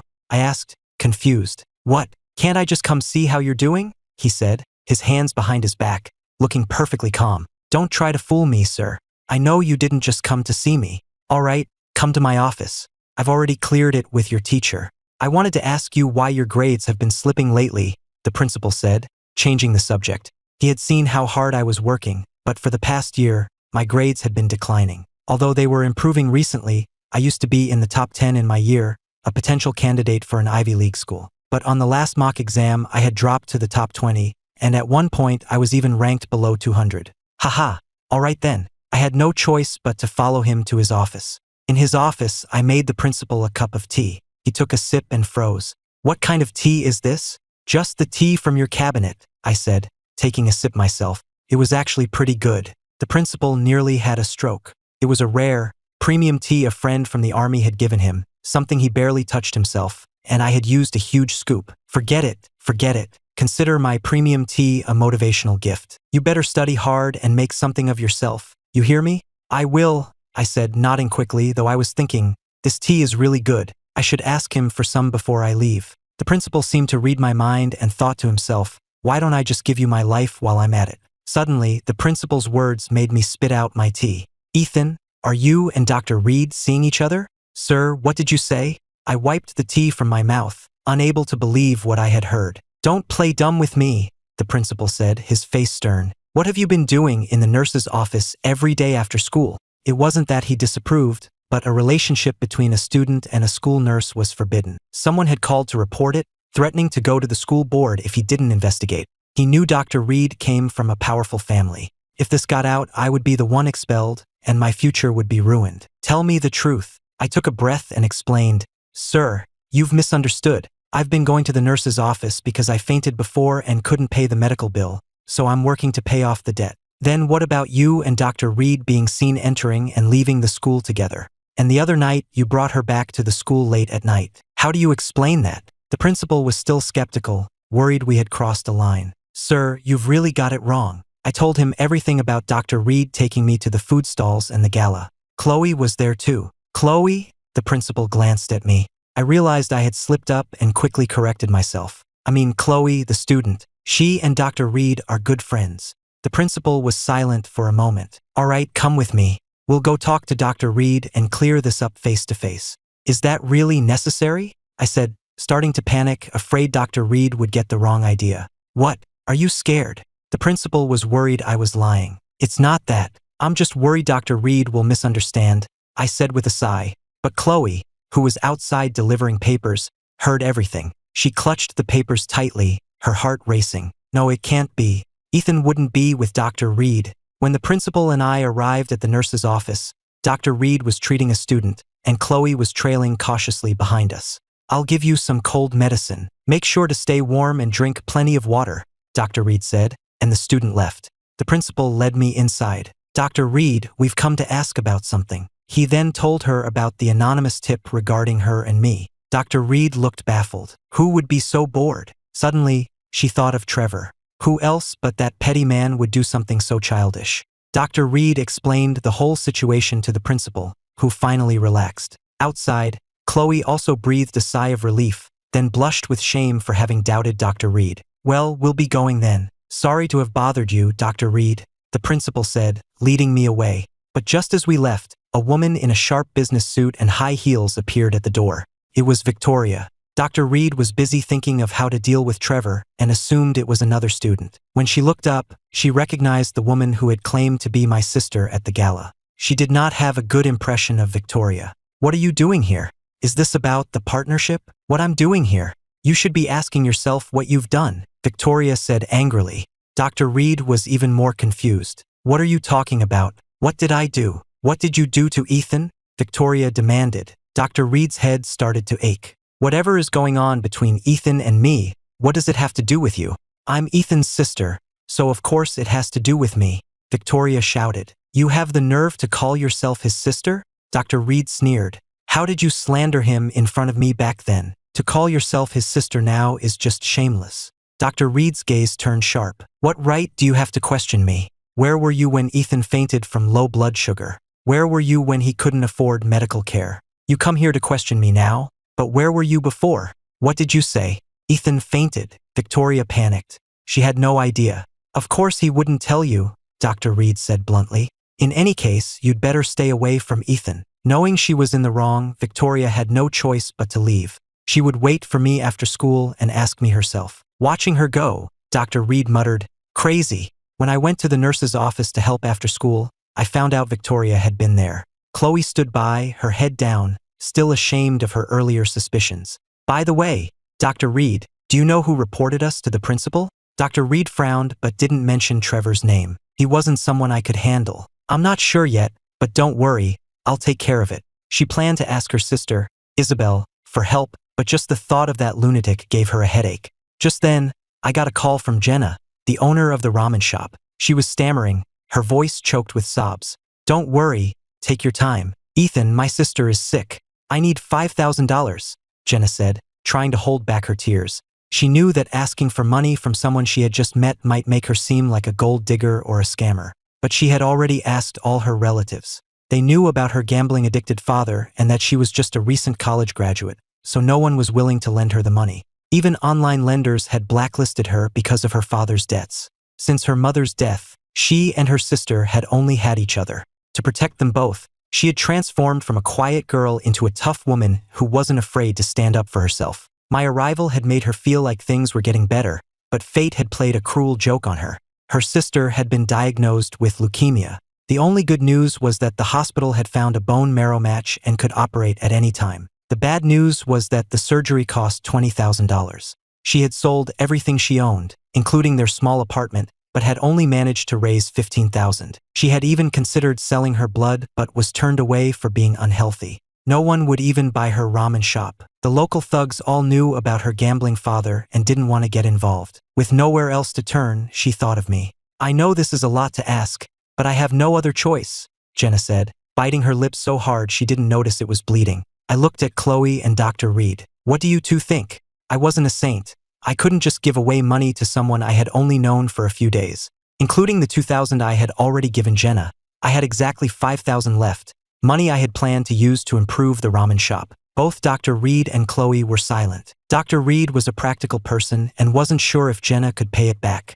Chloe, on the other hand, was thinking about her own illness. On the other end of the line, Jenna, hearing my silence, blurted out in desperation, "If you'll just lend me the money, I'll do anything." Her words shocked everyone in the room, and I frowned. "I'm sorry, miss, you've got the wrong idea," I said before hanging up. Jenna leaned against the wall and broke down, sobbing. For her sister's sake, she had been willing to sacrifice her dignity, but it still hadn't been enough. Just then, Chloe took my hand and looked at me seriously. "Lend her the money." Both Dr. Reed and I were stunned. "Chloe, you..." Dr. Reed started to object, but Chloe cut her off. "It's okay. I trust Ethan, and I don't think that's what she meant," Chloe said, shaking her head. "She understood the pain of illness, and if we could help, we should." "Chloe, are you sure?"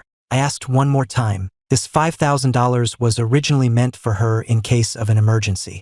Chloe nodded. "I'm sure." Since she agreed, I had no objections and planned to take the money to Jenna at the ramen shop later. "Oh, Chloe, you're just too sweet," Dr. Reed said, ruffling her hair. When I was done for the day and walked to the school gate, I found Victoria already waiting. The moment she saw me, she moved to block my path. My head throbbed. Why couldn't the Harrisons just leave me alone? Hadn't we already settled things?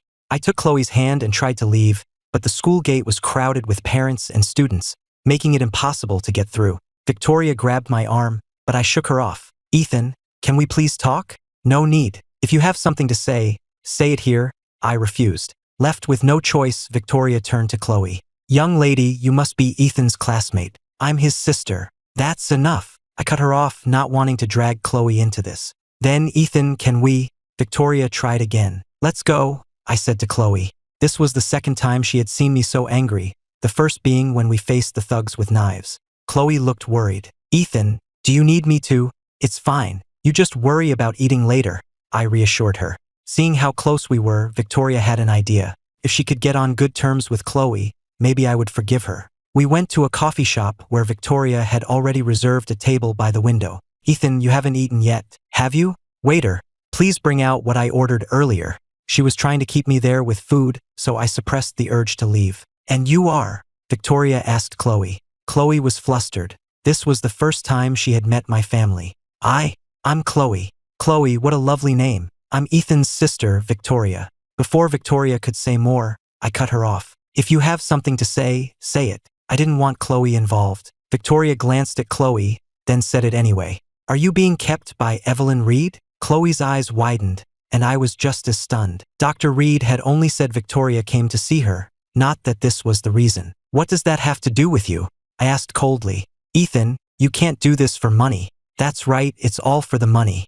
I came back to the family for money. I stole your jewelry for money. Are you satisfied now?" With that, I took Chloe's hand and stood up to leave. Victoria quickly followed. "Ethan, that's not what I meant. I'm just worried you're being taken advantage of." I stopped and looked back at her. "Sister? You stopped being my sister a long time ago. Have you forgotten?" With that, I walked away and didn't look back. Victoria stood frozen, taking a long moment to recover. Hearing me say she wasn't my sister felt like a knife to the heart. She didn't even have the courage to clear my name, yet she expected me to forgive her. It was laughable. Chloe and I went to the ramen shop in the downtown night market, but we found the door open and the shop empty. "Jenna, is anyone here?"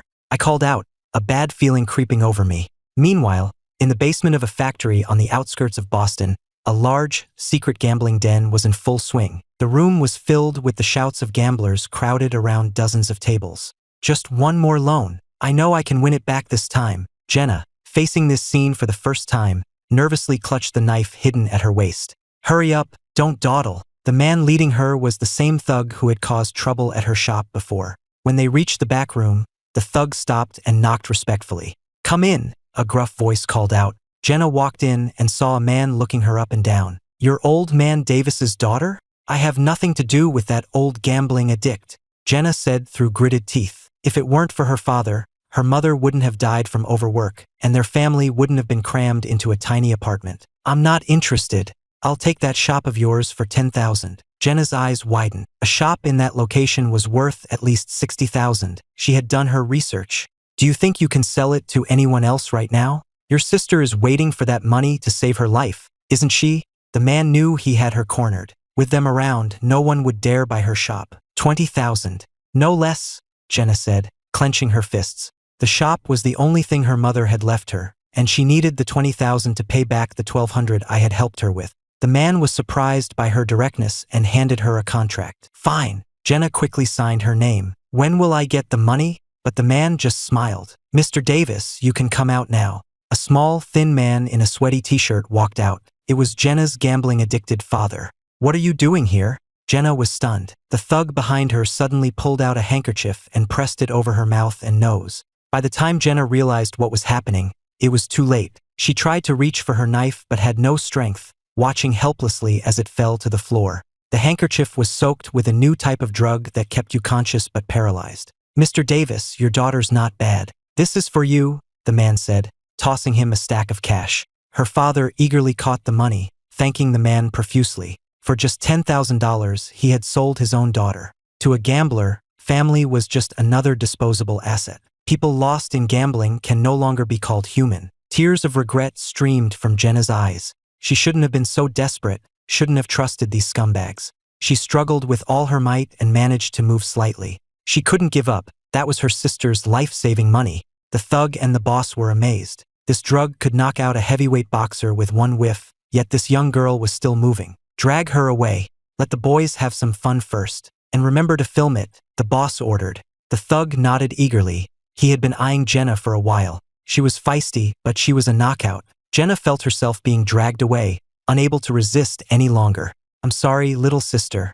I failed you. She knew what was coming next. No matter how strong she was still just a recent graduate. If they filmed her and used it for blackmail, she would rather die. As for her father, he took the money and went straight back to the gambling table. The boss watched him go and sneered. He knew Mr. Davis would just gamble the money away, and it would all end up back in his pocket. That's how it worked. The house always wins. The few times you win are just bait. A hand landed on Mr. Davis's shoulder. He turned to see just some kid and dismissed him. Get lost. I'll ask you one more time. Where is Jenna? I said, my fingers tightening their grip. Mr. Davis cried out in pain and dropped to the ground. The other gamblers stared, but I didn't care. I hadn't come alone. The entrance to the basement was surrounded by a fully armed SWAT team. I had come down alone so as not to alert them and to find Jenna as quickly as possible. I had found this place so fast thanks to Dr. Reed. She had contacted her sister, Isabel, who had used her special methods to get the address out of someone. Dr. Reed was on the phone with Isabel now, looking exasperated. Thanks for your help this time. Bye. She really hated contacting her crazy sister. But without Isabel's help, Jenna's life would have been in danger. On the other end of the line, Isabel's bell-like laughter rang out. Sister dear, you'll never escape from me. Her words were followed by a pained scream. Clearly, Isabel was in the middle of an interrogation. Isabel looked at the man tied to a chair, her innocent face twisted with madness. Human trafficking, illegal gambling, I don't care about any of that. She picked up a baseball bat and swung it hard at the man's leg. But you should never have laid a hand on my dear sister's interests. With another sickening thud, the man's other leg was broken. Isabel tossed the bat aside and said coldly, cut off both his legs and dump him in a mental institution. Yes, ma'am, her two bodyguards said, sweating nervously. Meanwhile, seeing that Mr. Davis wouldn't talk, I was losing my patience. Every second wasted put Jenna in more danger. Let go of me, or I'll scream for help, he shouted. I let him go, but then I saw the thug from the ramen shop. When he saw me, he knew he was in trouble and tried to shut the door to warn his boss. But I stopped him. Where is Jenna? The thug frantically tried to close the door. I don't know what you're talking about. This is no place for you, kid. Get out. Inside the room, Jenna thought she heard my voice and struggled to make a sound. But when she heard my footsteps walking away, she fell into despair. Hope had been so close, but she could only watch it disappear. We can move in, I said into the hidden microphone on my collar. Then I kicked the thug hard in the groin, and he collapsed, howling in pain. SWAT officers poured into the room, and the casino erupted into chaos. Everyone on the ground, hands where I can see them. The boss tried to escape through the back but was caught by the officers. I kicked open the door to the back room, and there was Jenna, lying on the sofa.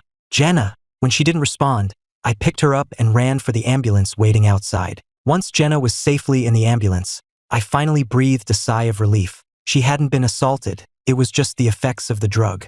After everything had settled down, I took Chloe and Dr. Reed to the hospital to visit Jenna. When Jenna saw us, she tried to get up, but Chloe stopped her. You need to rest.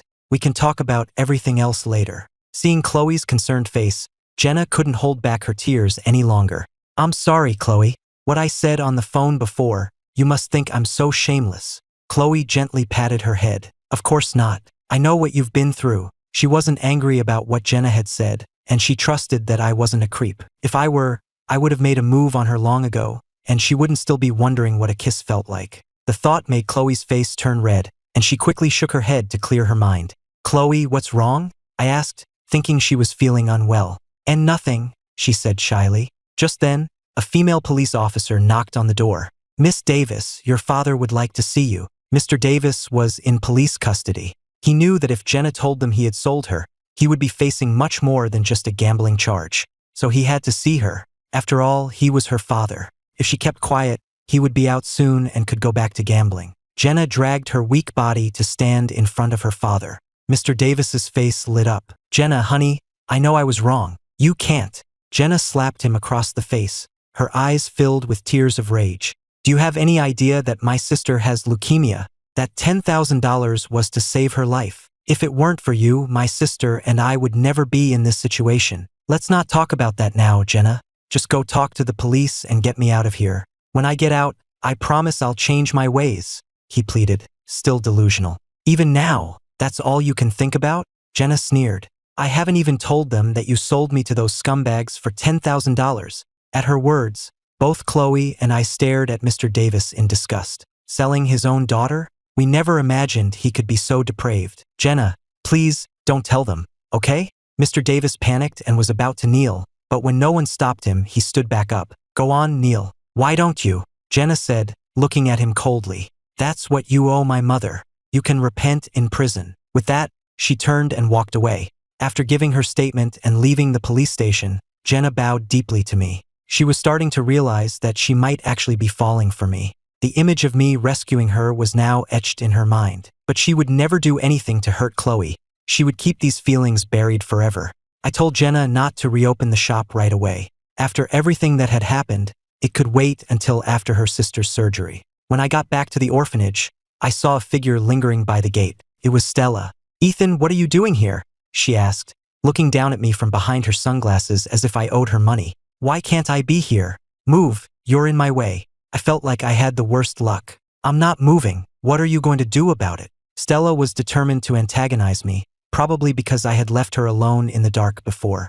Suddenly, Stella noticed the orphanage nearby. You live around here? She was here looking for the boy who had saved her all those years ago. The area wasn't huge, but it wasn't small either. She had been searching for days with no leads. All she knew was that the boy had been tall and thin. After so many years, she wasn't even sure what he looked like anymore.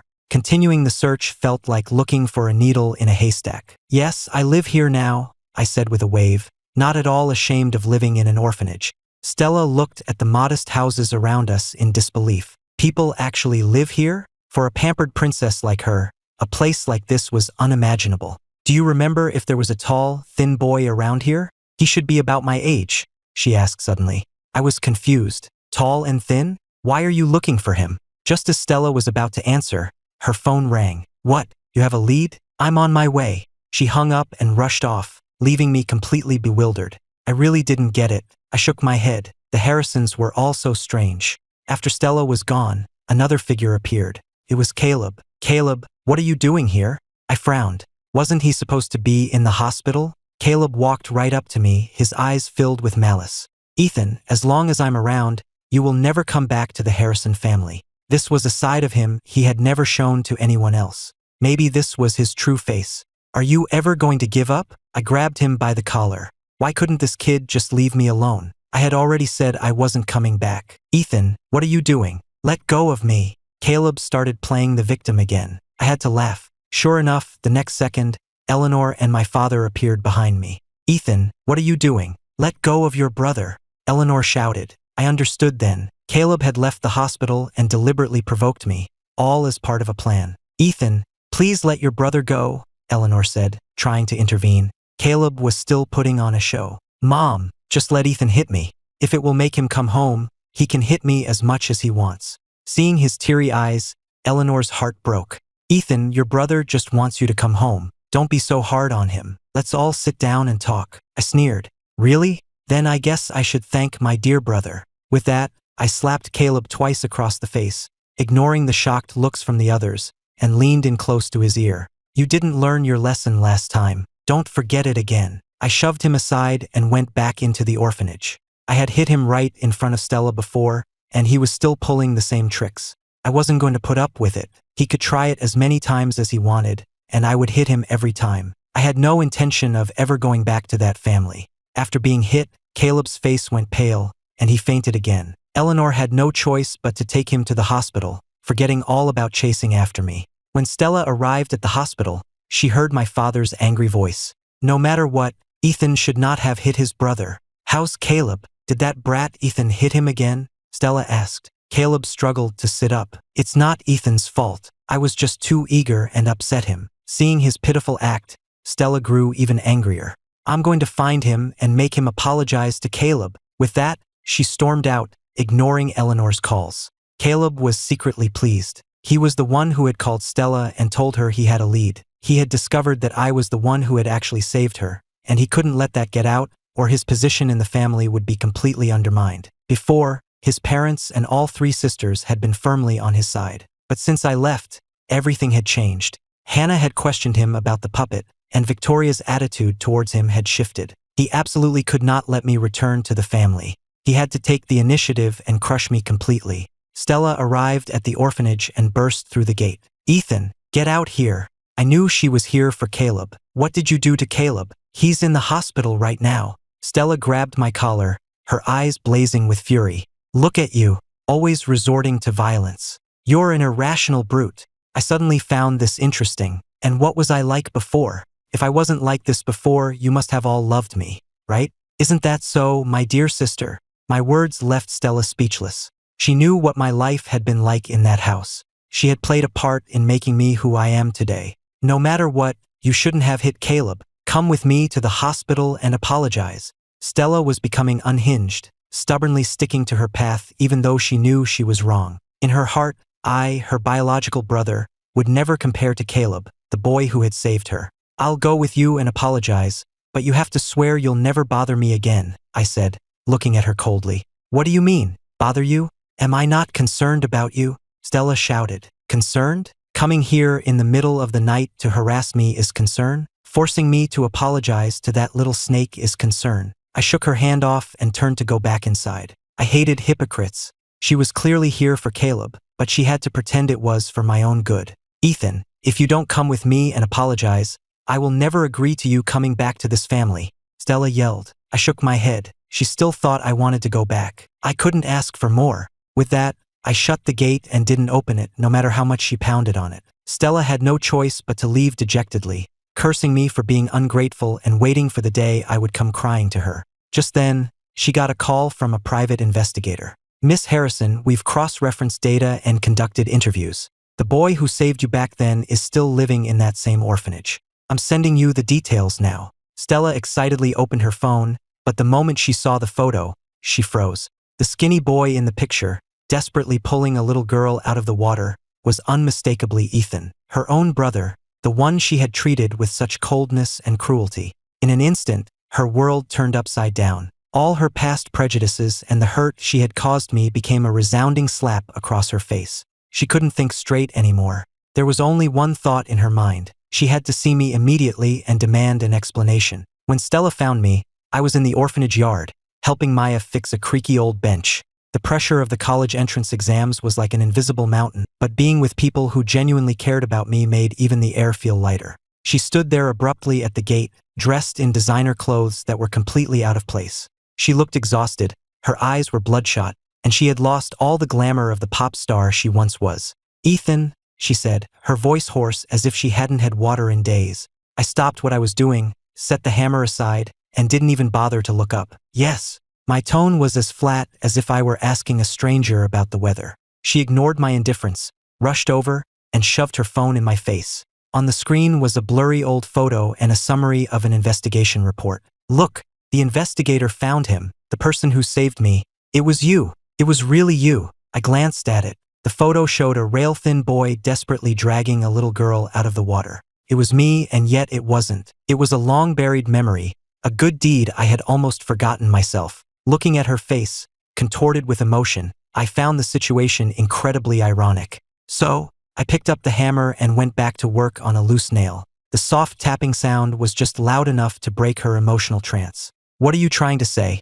That because I saved you, it was perfectly fine for you to lock me in a dark room while I was burning with fever, crying for help. Stella's face went white. Her phone slipped from her hand and shattered on the ground, much like the broken relationship between us. I didn't know. I'm sorry, she stammered, tears streaming down her face.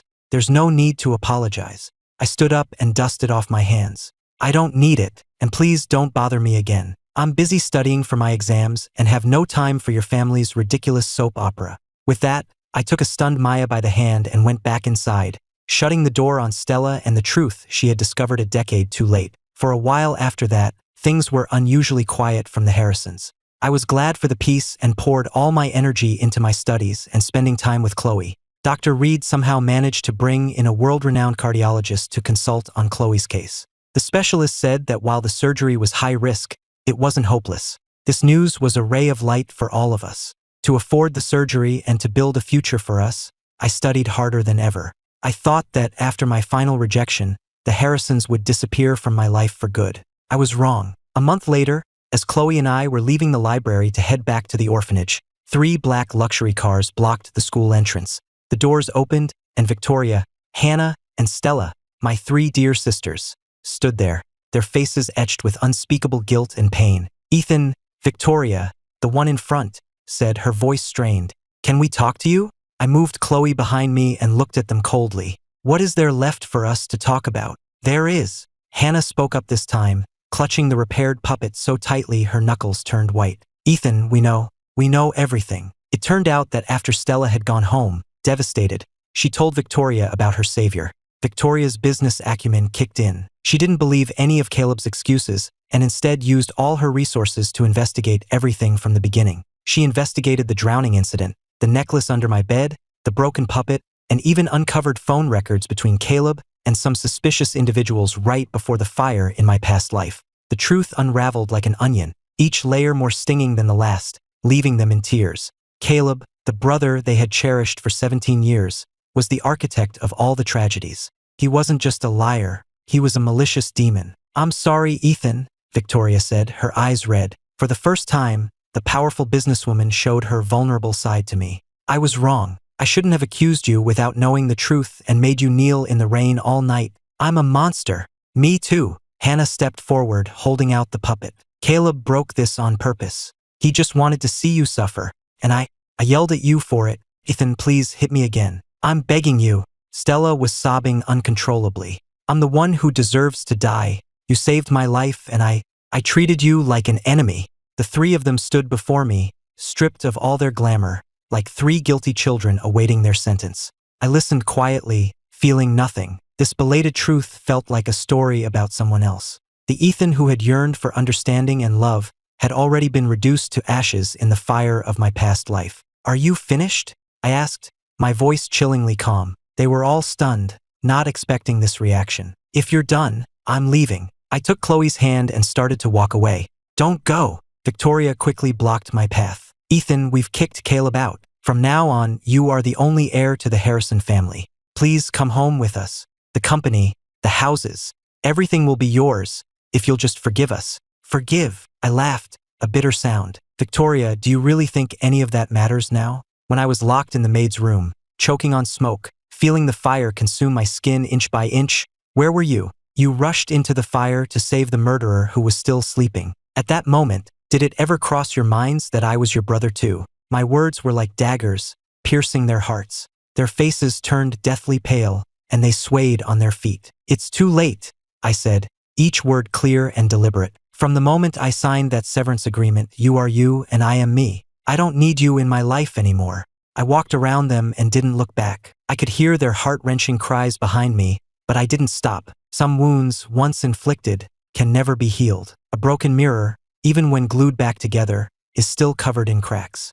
I heard about Caleb's fate from Dr. Reed. After being kicked out of the Harrison family, he hadn't given up and had tried to kidnap Chloe to threaten me. But he didn't know that Dr. Reed's unpredictable sister, Isabel, had already assigned people to protect us. Before Caleb could even get close to Chloe, Isabel's people caught him. They settled all his old and new debts at once. In the end, he was sentenced to life in prison for assault, attempted arson, kidnapping, and extortion. As for the three Harrison sisters, they seemed to be atoning in their own ways. Victoria announced she was unconditionally transferring 50% of the Harrison Group's shares to my name, which I publicly refused in front of the media and donated entirely to charity. Hannah put down her brushes and never painted again. Stella held one final concert and announced her permanent retirement from the music industry. They were using the rest of their lives to punish themselves, but it had nothing to do with me anymore. My life only truly began after I completely cut ties with them. I got into one of the best universities in the country, and Chloe, with her excellent grades, got into a neighboring one. With the help of the Reed family and our own efforts, her heart surgery was a complete success. Although she still needed a long recovery, she was no different from a normal person. During college, I partnered with Jenna from the ramen shop. Using my business sense and her culinary skills, we turned her small shop into a national restaurant chain. On graduation day, I proposed to Chloe. A few years later, our wedding was held on a sun-drenched lawn. There were no business tycoons, no flashing cameras, just the people closest to us. Maya, in a beautiful bridesmaid dress, cried harder than anyone but still handed me the ring with a smile. Dr. Reed and Jenna stood together, one elegant, the other sharp, both happy for us. The director of the orphanage and all the kids sat in the front row, their applause and cheers the most beautiful symphony I had ever heard. I watched Chloe walk towards me in her white wedding dress, her smile brighter than the sun. This girl was the only light I had held onto during my darkest times. "Chloe," I said, gazing into her eyes, my voice trembling with happiness. "Thank you for choosing me when I thought the whole world had abandoned me. Thank you for making me believe in love again, and for giving me a home." I gently kissed her lips and held her tight amidst the roaring applause. "From this day on, you are my wife, my love, and the only family in my life." The sun was warm, and the breeze was gentle. I finally understood that true family has nothing to do with blood. It's the unbreakable bond woven together through years of warmth and companionship. And I already had the best family in the world.